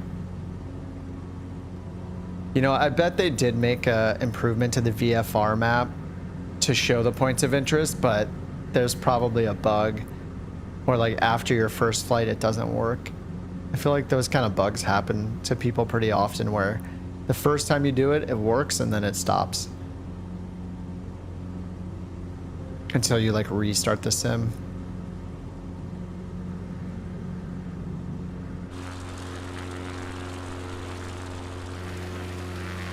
I mean, overall, this whole area looks pretty awesome though.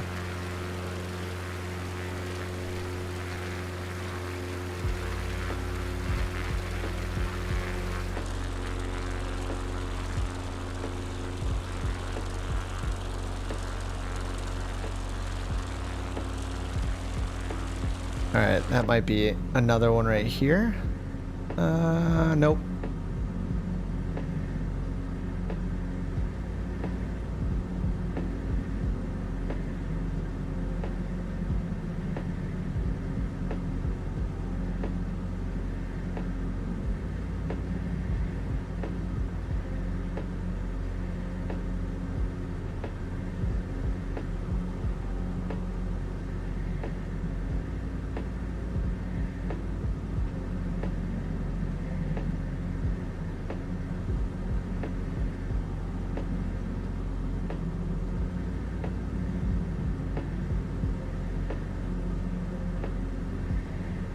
Oh, what I should have done is added all 5 of them or whatever to my flight plan. So that's my mistake. I'll do that when we go to, I'll do Finland. Go to Finland next. 500.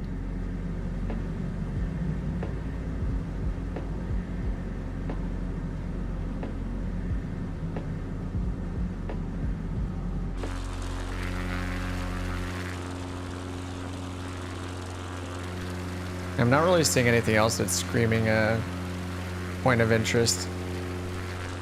I mean, it mostly looks great. What's this guy doing? There's this Y Bredgen guy over here. Like that thing where you, when you don't know where to go and you're lost, you just follow other people. Let's go follow this guy. Who knows how far away he is though?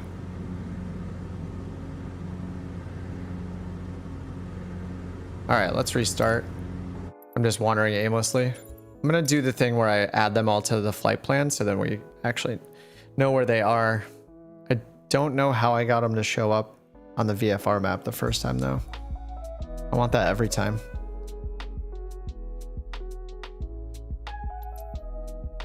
Oh yeah, there's a landing challenge too. Oh man.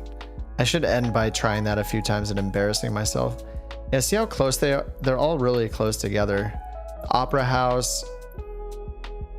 That's a stadium, I think. Sculptures. There's so many in that. Just in Oslo, that's awesome.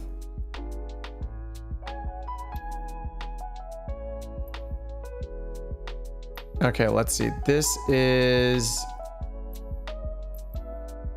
I'm so bad with geography. Okay, this is obviously Denmark because it says Copenhagen.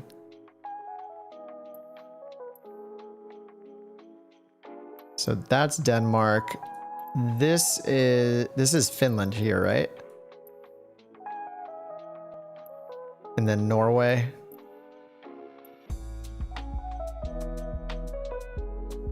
Or this is Norway and this is, sorry, this is Denmark. Oh my God, what am I doing? We just need to go to Finland. I don't want to pick the wrong area. Let's type in a castle. Oh right, whoops, I said Finland was down here. I'm dumb. I've actually been to Finland because I went to St. Petersburg in Russia, so I should know that it's this far north. I'm dumb. Right, so here's Denmark. And then Finland is way up here. I'm smart American. Oh, there's just a ton right here. So is that the closest airport? All right, right here is the closest airport then.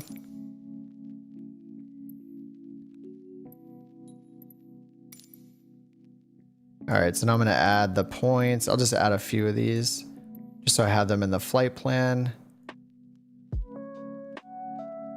Okay, and then there's a castle over here and a cathedral and a bridge over there. There are so many points. I didn't do a count, but it looks like there's like 50 in the list. Oh, and then there's all these. Okay, there's a church and more bridges up here. They did say in the release when they were talking about it on Twitch or whatever that there are tons of bridges. I don't know what these areas are, but oh, it's an hour and 24 away. All right, we're gonna just stick to Helsinki for now and just look at these few spots. Let's do we should do the top rudder again because you can see so much more. And we're just going so slowly in that. It's just really nice. All right, Rafik, see you, man. Good luck with figuring out the crashes. Hopefully it won't take you too long. I feel bad for developers. Like every single time there's an update, they have to like recode, patch their plugins, patch their add-ons to work with the new sim because something got changed. Like ideally they get a list of changes that will affect their mod before the new update comes out, and then they have it ready to go already with a beta version of say World Update 5. That's how it should work, so hopefully they'll do that at some point. Just seems like all the devs are caught by surprise every time there's an update and they're just like, oh, hey, it broke our entire mod. We'll try to fix it as fast as we can. Sorry, everybody.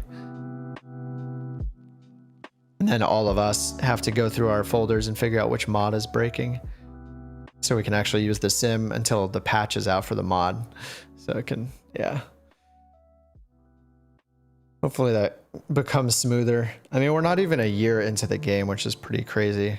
It'll be August, right? So we still have 2 months until we hit the year mark. Tower top rudder aircraft November 21 Kilo India Papa at runway 18 ready for departure to the south. Ready for departure. This thing is so funny. It gets off the ground in like 10 feet. It's great.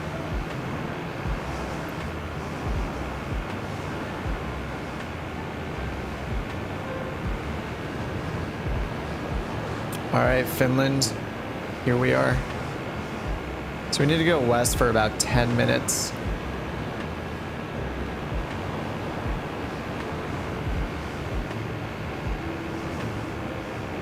I haven't flown in like the Nordics, I don't think, at all.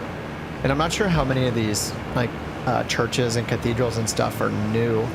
Because I just see them, like you just see all these like, you know, you just see all the tops of the churches, like the steeples or whatever in the distance just everywhere. Like there's one a little bit to the left right here. Here's one, they're just all over the place. And I don't know if that's always been that way or they added all this stuff with the update. November to 1 Kilo India Papa continue for south departure.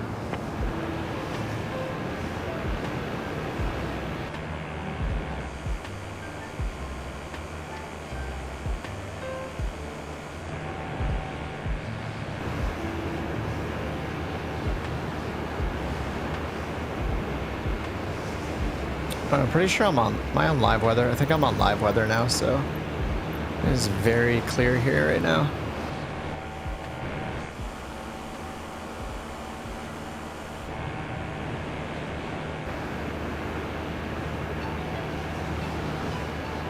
Actually, it doesn't look like it loaded the waypoints. Oh, right, because there are no avionics in this. Right. So maybe the reason why the POIs were shown in the VFR map is because I put them in the flight plan and we were flying the Diamond the first time and that's when we saw the names on there. So maybe they didn't change the VFR map. Maybe it's just if you add the POIs to your flight plan by clicking them and hitting add, then it will show the name of the POI in the VFR map. That makes more sense.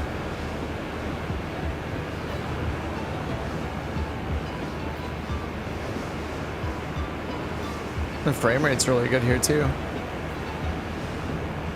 31, 32 FPS in Ultra. I think when we were flying around Denmark, I was down to like 23 or something.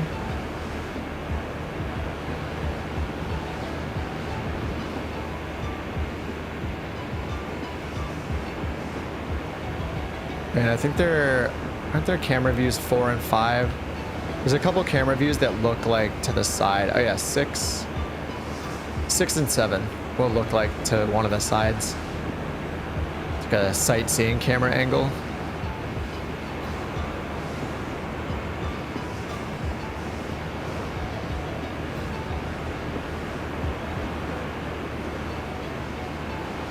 And I don't think we have trim on this thing either, do we?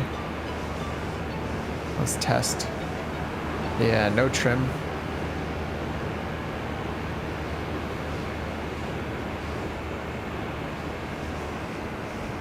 I don't know what is going on in the water.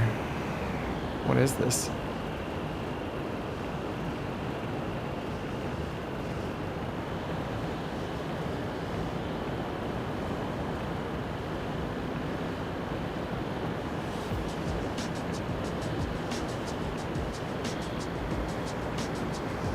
Those power lines? Power lines with a road that goes into the water? What? All right. Finland's weird.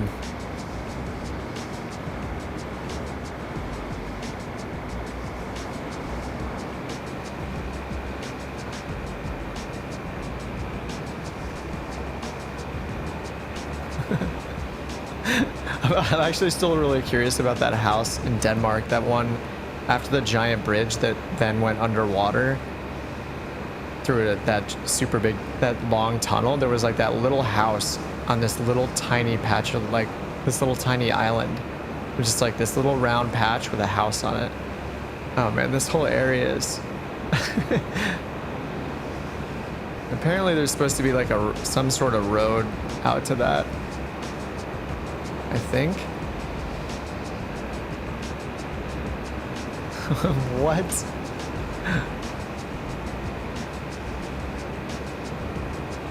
I'm not sure what's going on with some of this stuff.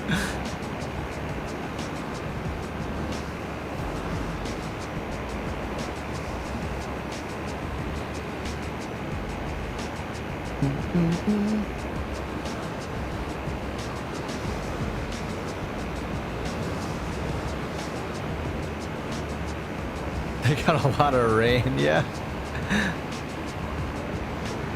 It almost looks like there should be a road down there from that house over to the other area. That would be crazy if you could visit areas like that got hit by hurricanes and see if the flooding moves inland a bit. That would be pretty nuts. As we know, they do show the hurricanes in the game. At least they did last year. We're in the sim. I shouldn't call it a game. I don't want to offend anybody. It's not a game. I guess people would say, yeah, you know, Microsoft Flight Simulator is more like a game than a sim. I can't fly my RNAV, LNAV plus VNAV, RNAV approach. Therefore, it is a game. Once I can do that, then it's a simulator. Hey, Nabeen. Or Nabeen, I guess. How's it going, man? What the heck? All right. Yeah, there's just so much weird stuff like this everywhere. It's I want to go visit that, whatever that is. That's cool.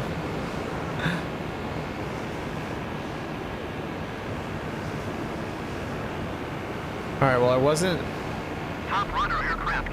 I don't know where the points of interest are just because the waypoints don't work because I chose this plane. I mean, they must be around here. Nothing is like super obvious yet. Usually it's like really obvious what the points of interest are.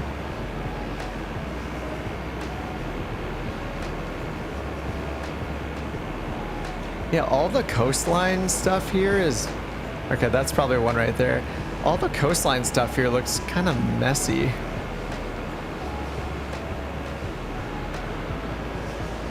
Top runner aircraft Kilo India Papa, did you hear my last transmission? Yeah, I hear you. Underwater. Aircraft November 21 I mean, they didn't really clean this stuff up, it looks like. I mean, this whole dock is underwater. This definitely looks like one of the points of interest, though. Some sort of cathedral right down here.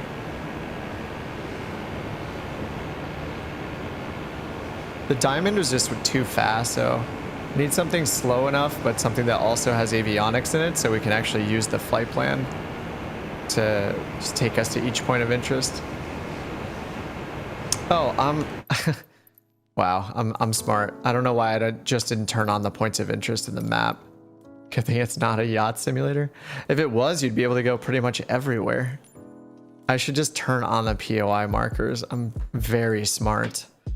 Could have had this on the entire time. Sorry.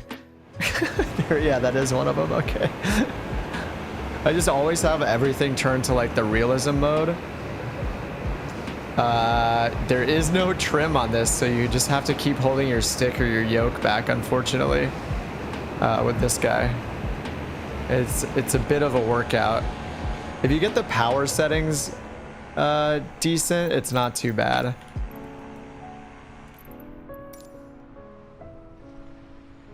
Yeah, there's this cathedral. That's pretty cool. This one looks good. The area around it's kind of whatever, but it looks pretty rad. I forgot about all these point of interest. The markers you can just turn on. I just always have them off.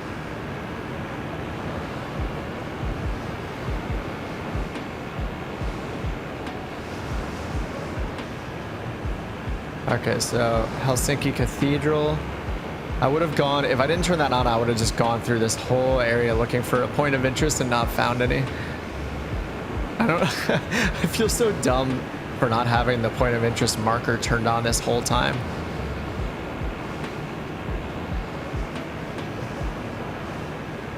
Yeah, I think with this, if you're trimming, if you're like having to push too forward or back, you just need to play with the power setting and try to find that sweet spot where it's not really pitching, where your like vertical speed is zero, you know, as close to zero as you can get, so you don't have to constantly push forward and back on your stick. But if you want to go fast, you're just like on full throttle the whole time, so you just kind of have to push the nose down all the time.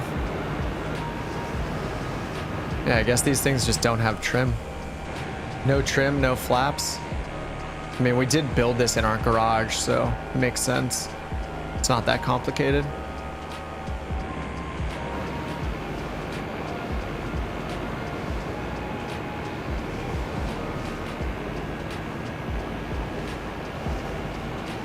All right, so we got a stadium.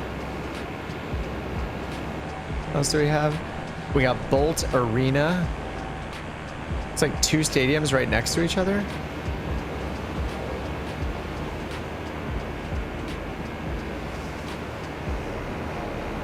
I mean, this thing is just so great for sightseeing though. Okay, Helsinki Olympic Stadium. I mean, this thing is only second to the helicopter, I think, when you're just doing sightseeing. It's just awesome. The Olympic Stadium, that thing is gigantic. And then Bolt Arena. And what's this third thing? Helsinki Ice Hall. The Ice Hall.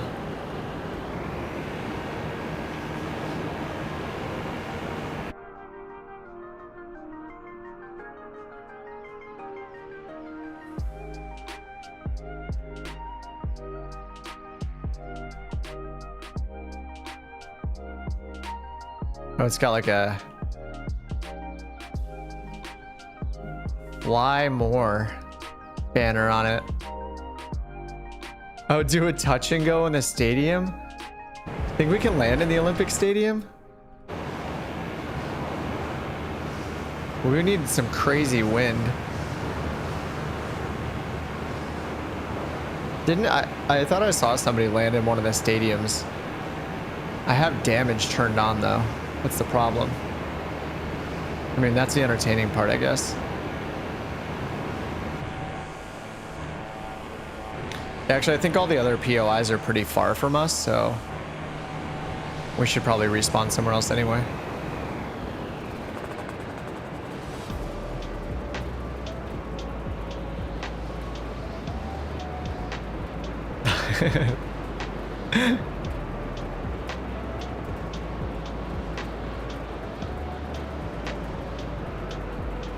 I'm slipping. Dude, we're gonna have to do like a corkscrew. Is this even possible?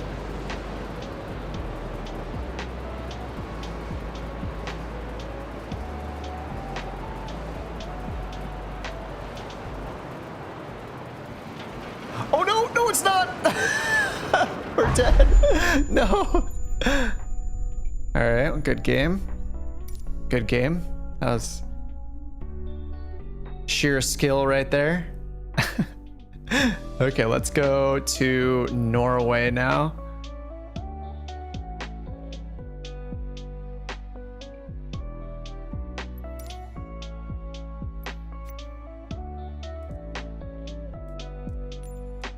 Close. I think I had to turn around completely, or I wasn't gonna be able to get in there. Yeah, that stall was pretty gnarly. All right, set as departure. Okay, add this one, add this one. Can you take the diamond again, maybe? How far away are these things? So 4 hours? Oh my God. Well, that's in the ultralight, but still, even in the diamond, it's gonna be like an hour and a half, 2 hours.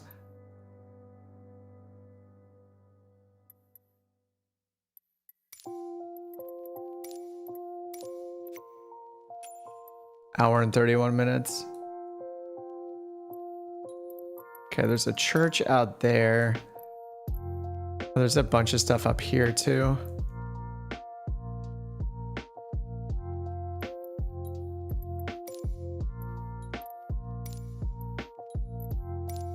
Some of these areas are just so remote. It's kind of crazy. 2 hours and 56 minutes. All right, let's just look at, let's start here then.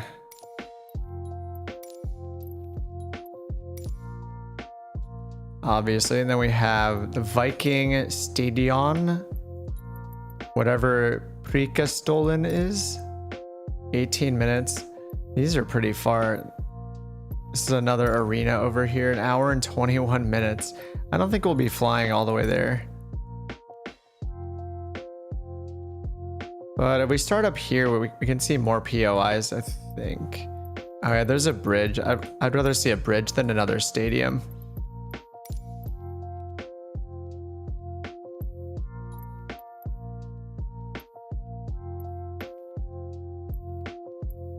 All right, there's a couple bridges over here. That could be cool. Only 20 minutes to get there too. Yeah, let's do this. This bridge, this bridge. What is the Briggen? I don't know what that is. All right, this flight plan actually makes some sense. And then there's a church up here. That flight plan doesn't make sense. Yeah, the only way I've found that you can reorder these is by removing them and then like adding them again. Or removing one and adding it in a different order. Like taking this one out. Oh, what? There's two? Oh no, I added a custom waypoint. Anyway, it's not an exact science. Oops, I gotta change the time of day again. All right, we got a couple bridges, so this should be cool. Yeah, the stadiums are cool. The cathedrals are cool. I think I liked, I just like the really big points of interest. Some of the buildings are pretty cool, but they're, I don't know. It's not like going to see them in real life or something. But the bridges, I mean, you're not going to be able to fly under a bridge in real life, so got to do that in the sim. Or maybe you could work up to it. Step 1, PPL. Step 2, fly under bridges in Norway. There are a lot. I'm just looking through this list again of all the POIs. Cathedral, there are lots of bridges, castles. I mean, I guess that's what you would expect in the Nordic countries. Lots of cathedrals, bridges, castles. And then some of these, the names, I'm gonna have to like Google all of these to figure out what they are.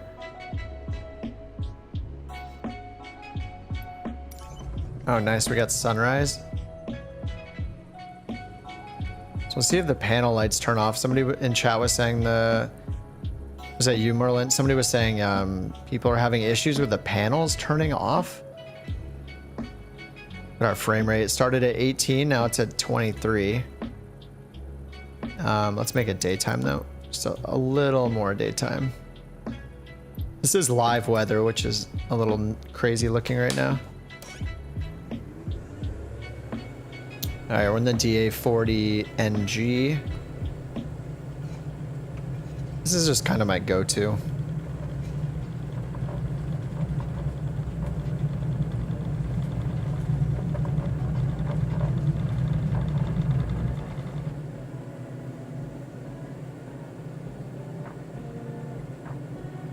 This is a gigantic runway.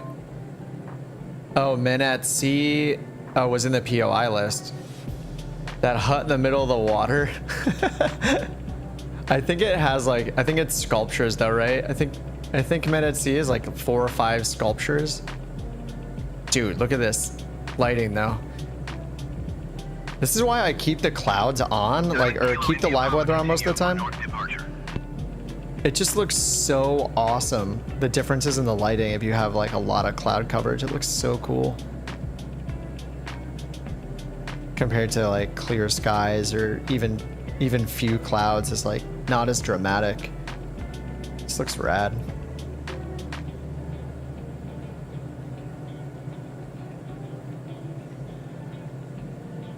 All right, so we need to head to the northeast.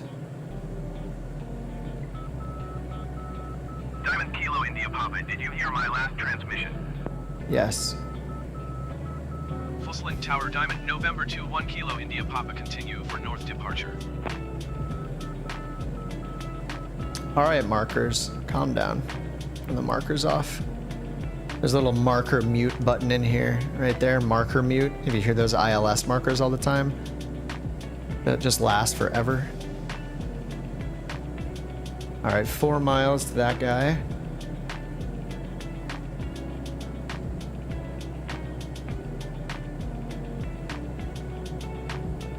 Autopilot's trying to kill us right now. I turned it on. So naturally, it's trying to drive us into the ground. It's still trying to drive us down into the ground. All right. Let's turn the autopilot off.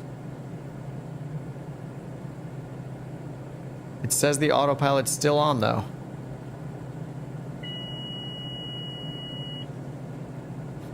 Yeah, it just put us at like 100% trim down.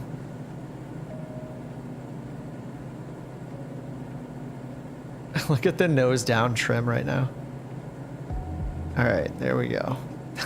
I was just pulling back on the stick like crazy right there. Just another case of autopilot trying to kill us all.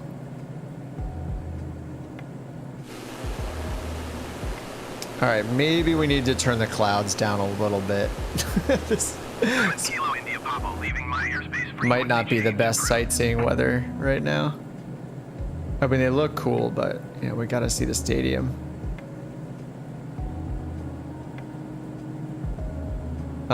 Yeah, I unmapped the keyboard mapping, but I have a button on my stick, and I have a button on my throttle quadrant for autopilot, so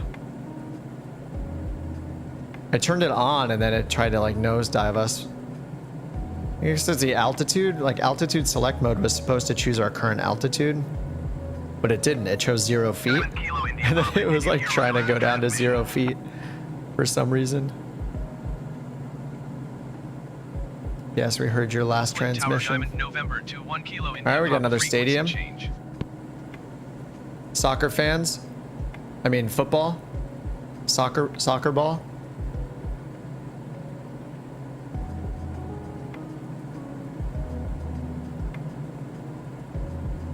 And I don't know what the brigand is, but we're about to find out.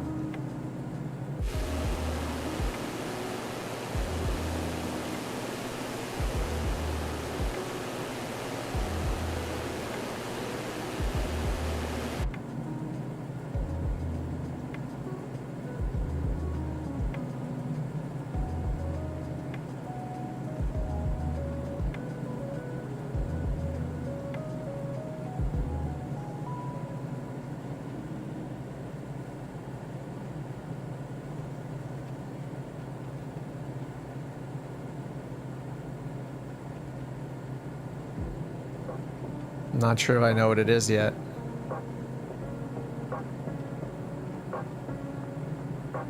Oh, it's like this shipyard, I guess? Meh. That's kind of whatever. It's okay.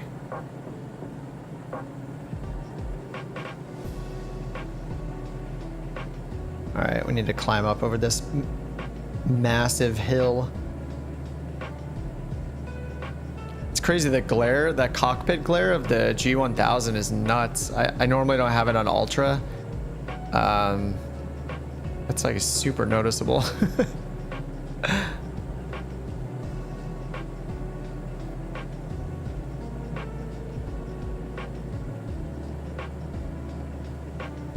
It's weird, I haven't had the panel lights turn off, so I wonder if it is a bug with airliners or something, or maybe there's a mod that a lot of people are using. It's just every update you roll the dice on all the mods, so.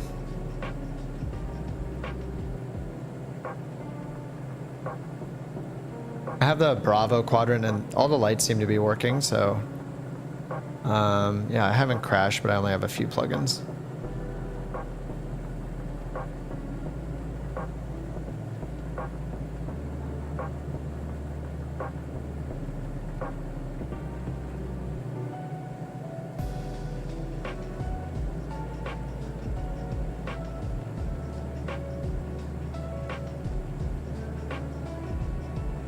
All right, we need to climb over this thing. Stat.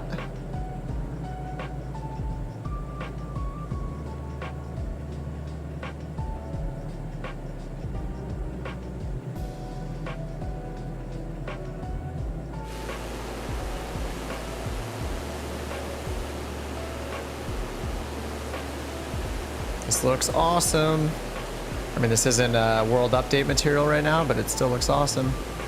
They did update elevation data, right? I think elevation data was part of it, so maybe some of these like mountainous areas here are all redone. I mean, this looks really good. All of this looks really good.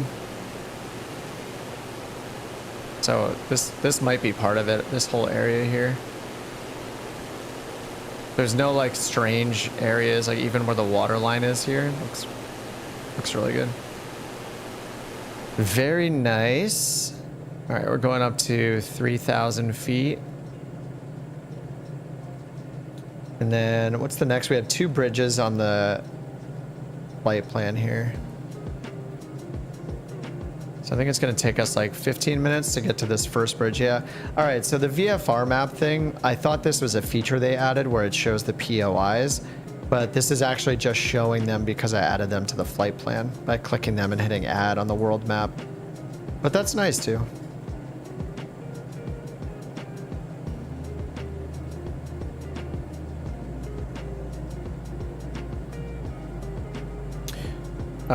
So yeah. Full throttle. All right, we're leveling off at 3,000 feet. I didn't do any research on the terrain, so you know. And we're going in, and we're in IMC here. This is always a good idea. Just go up a little higher. At least we have the we have the synthetic terrain, so I have no excuses for ramming into a mountainside.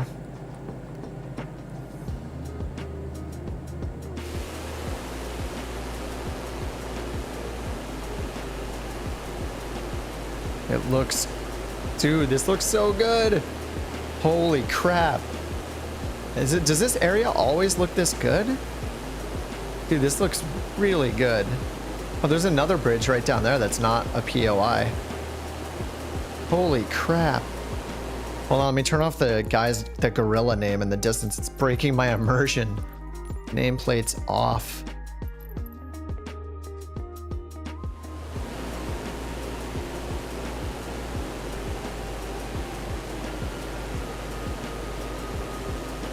That looked so good when we popped out of the clouds for a second.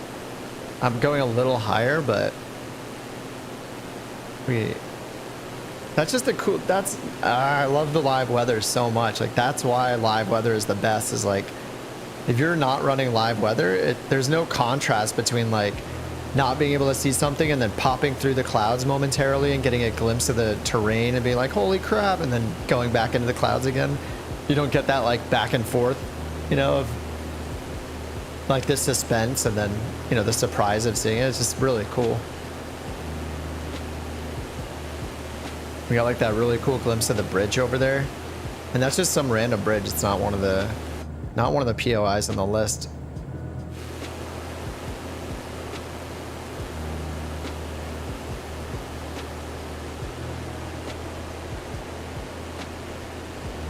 Oh, it's cool in VR. Man, that's what I need. I don't need a new CPU. I need to get VR. Yeah, I haven't done it. It's so weird, but I've always thought that, and I have there's no reason I should think this way, but I just figure that VR will like make me motion sick and like, or like really mess with my eyes and stuff, but I need to just like pull the trigger and get it. I need to do my research though. I don't really know anything about the different types of VR systems you can buy. I'm pretty sure that Oculus is still the best, right? For PC, I assume Oculus is still the best one. It's worth it.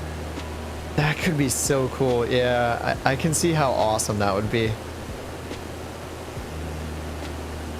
You know, I've gone the other route where I got like an ultra wide monitor to replace my smaller 27-inch one, and then I got the real sim gear stuff because I want to like actually touch the knobs.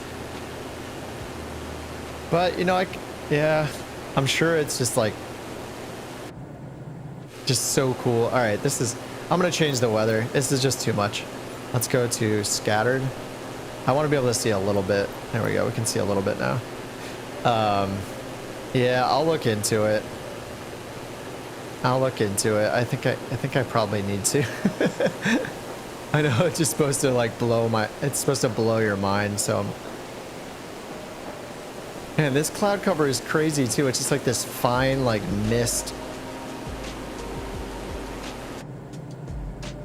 I don't think we can go low just yet, but the bridge isn't too far away. We're more than halfway there already.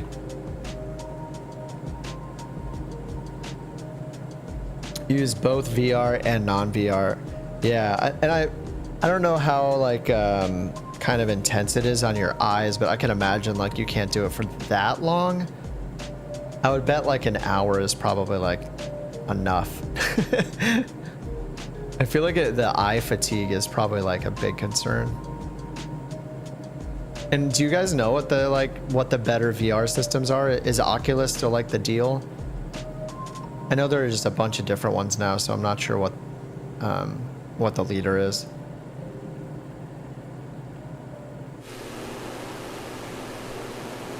Four-hour flight. I mean, maybe my eyes can probably handle it. I've been staring at a computer screen for like 30 years plus every day, all day. So I think it'll probably be okay.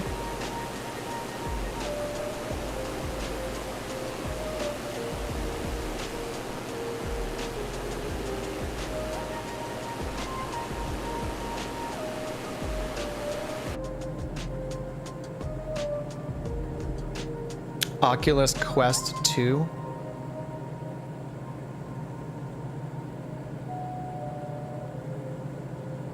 I think part of the thing I want to avoid is like having to set up too much crazy stuff around like the desk. Like some of them just have like, is it just like two things? HP Reverb G2. I'm taking screenshots of your chat messages for later reference. Thank you. This is the second screenshot I've taken of chat.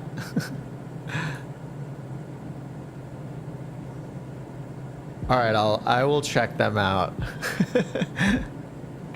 I don't want to get like too distracted doing VR too, but I mean, I guess I'm just like sitting here playing, you know, when I'm not making a video, I'm still playing casually and learning stuff all the time. So yeah, I can imagine that it's just amazing. Like this kind of flight too, like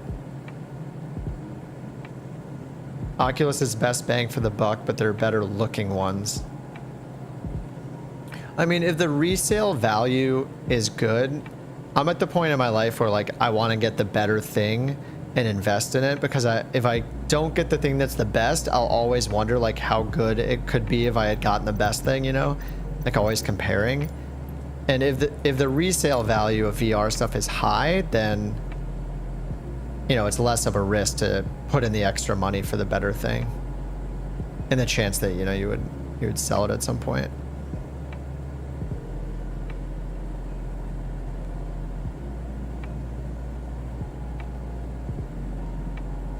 Reverb G2 does not require any external hardware? How? Really?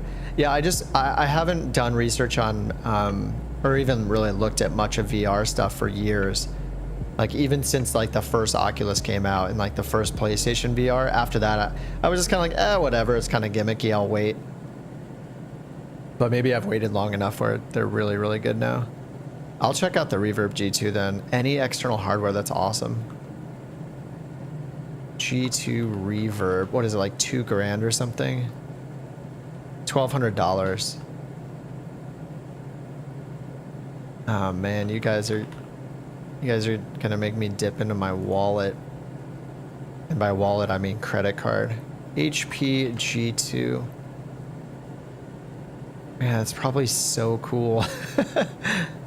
Wait, how is there a HP Reverb G2 for $659? This can't be the same one. This one's on Amazon for $659? Maybe that's not a G2? All right, we got our bridge here. We made it.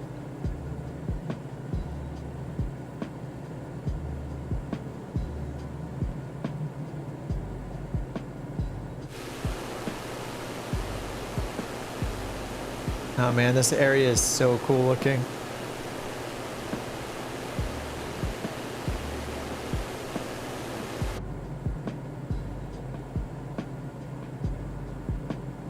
Mountain looks kind of funny, but the terrain is pretty amazing looking. Oh, it is only $5.99. What?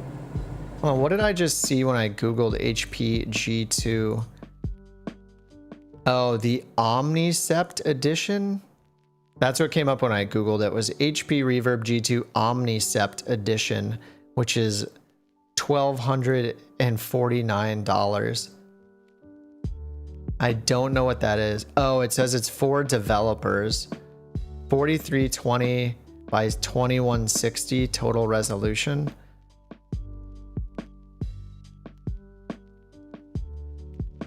$4,320 by 2160, and the one on Amazon.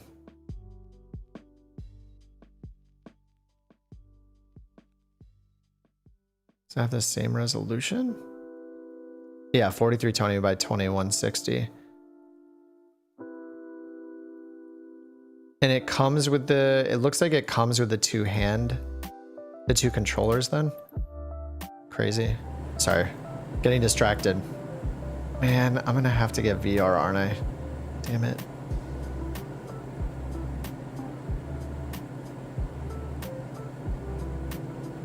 Does it like scare the crap out of you when you're like flying like dangerous situations in the sim? I feel like it could probably get pretty intense.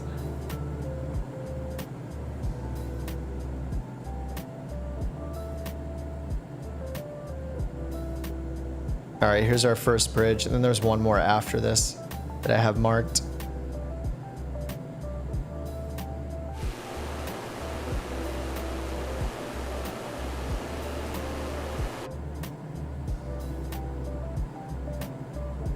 I'll say, wow, why didn't I do it sooner? Yeah. At least I'm glad that I haven't used VR up until this point, because I'm sure, like, you know, the last 3-4 years or whatever, there's been so many improvements with the new gen of VR. I'm sure it was worth waiting.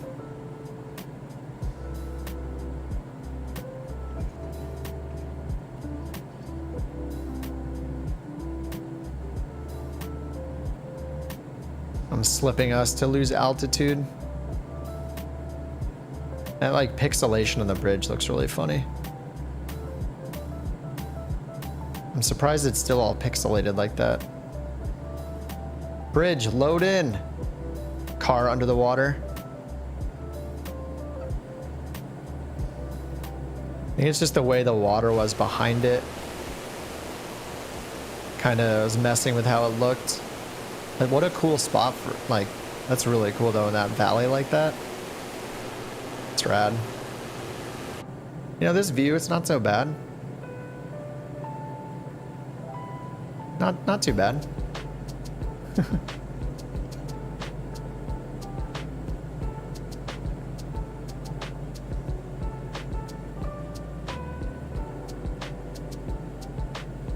I mean, that's not as bad of a price as I was thinking. Like, for one of the higher end ones, like 600. I mean, the real sim gear stuff I bought, like the G1000 is like $1,200 a panel, which is insane. And not even using that very much, and I'm guessing I would probably use the VR like all the time.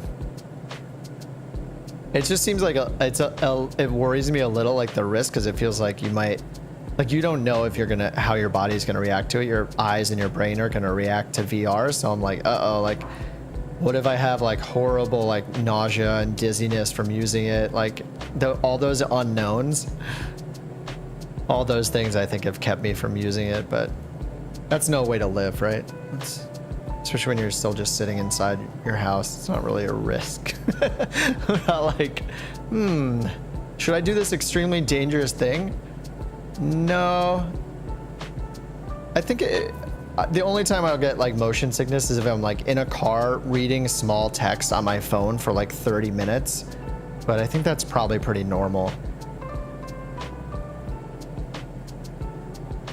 So no, I'm not really motion sick, like, except for doing things like that. All right, let's turn the autopilot back on.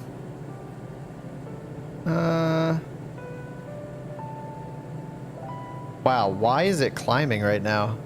Okay, this is... So it's in altitude mode and it's climbing right now like crazy. What? Why is it climbing like that? That's insane. It should not be climbing. All right, I think maybe there's a new vertical... There's like a new autopilot bug maybe. Did you see how fast it was climbing? So I have the altitude, selected altitude is at 4,300 feet, which is where it was before. I turned off autopilot, you know, descended to see the bridge. And as soon as I turned autopilot back on, it started pitching the nose up as high as it could to try to get to 4,300 feet. Without following like a limit on the feet per minute it was going, you know?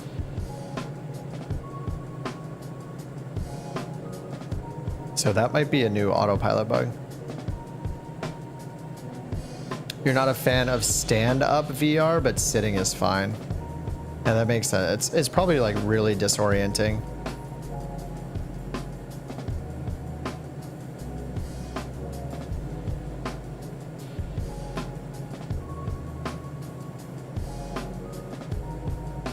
Hold on, I have to turn my phone off.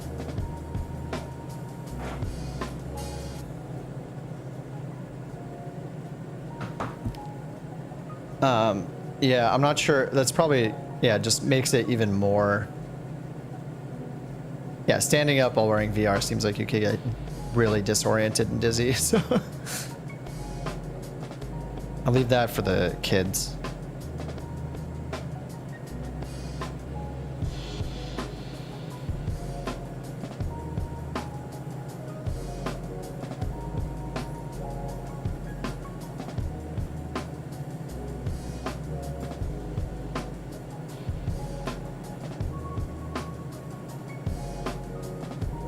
All right, one more bridge. You trip over your cat, yeah. I think I'll do one more bridge and then call it a night. And I gotta get some food. It's about 8. Oh my God, it's already 8. So it's 8 p.m. here and I haven't eaten anything. I just jumped straight into the update. But let's go see this next bridge. Then I'll call it a night. And I think I want to stream again this weekend. I haven't done a stream the last like week and a half. I was out of town over this last weekend, which was great. It was nice to like get outside.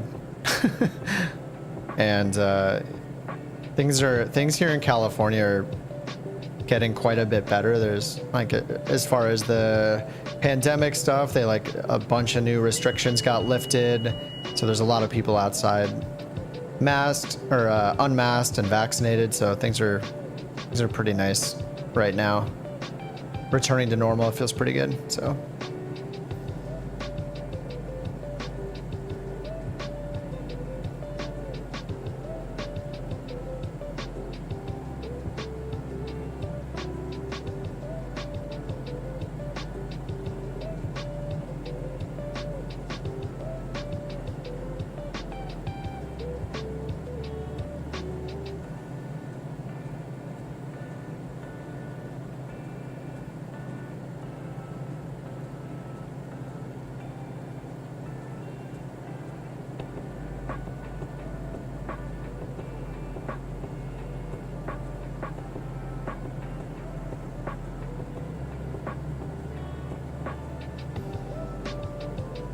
all right, here's our next bridge. Whoa, this is a huge one.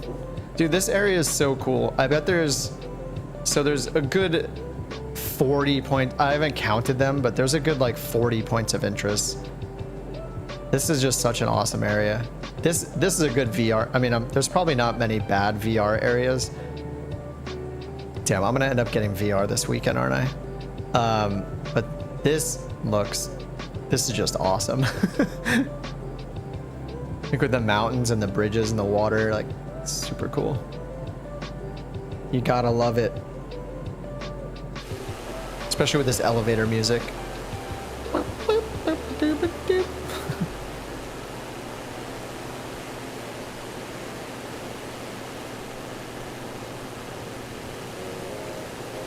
I noticed that in the that Xbox trailer, they've kind of featured the diamond pretty prominently.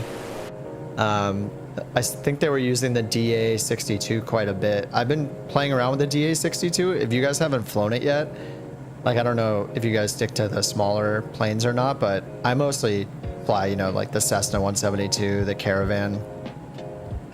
And I kind of forgot about the DA62 for a while, and it's awesome. It's just so easy to fly. It's the same thing, like one throttle lever, everything's computer controlled, and you get a twin instead of a single engine prop. And it's got de-icing systems, so you can fly it all over the place. Pretty awesome. I'm a fan. Can we go under this bridge? This side of this mountain looks kind of funny right here, but the rest of it looks beautiful.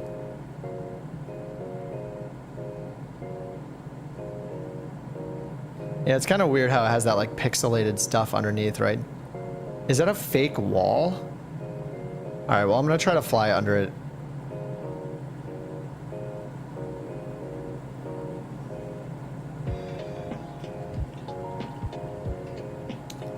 We'll find out if you can fly under the bridge or not.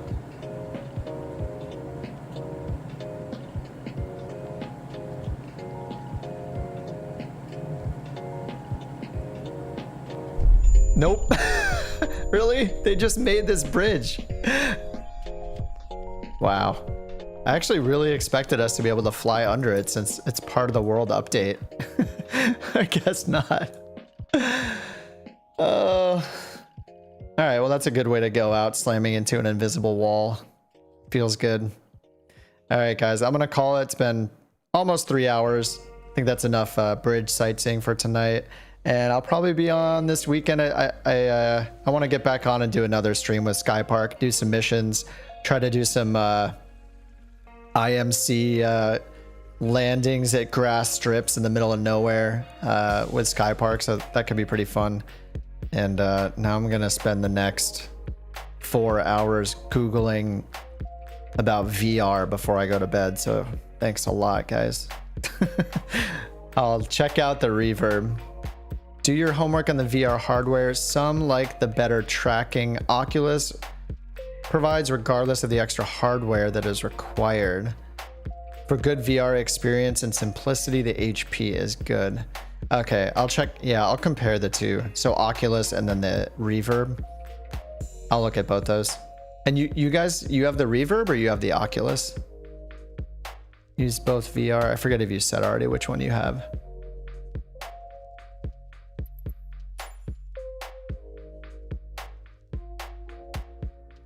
Yeah, I mean, I would prefer not having external hardware because I already have so much stuff on my desk.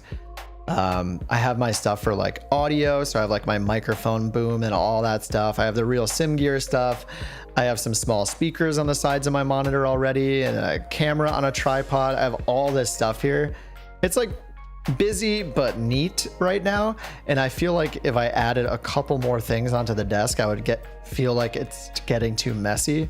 So I kind of like the neatness I have going right now. So that's probably why something like the reverb might be more up my alley.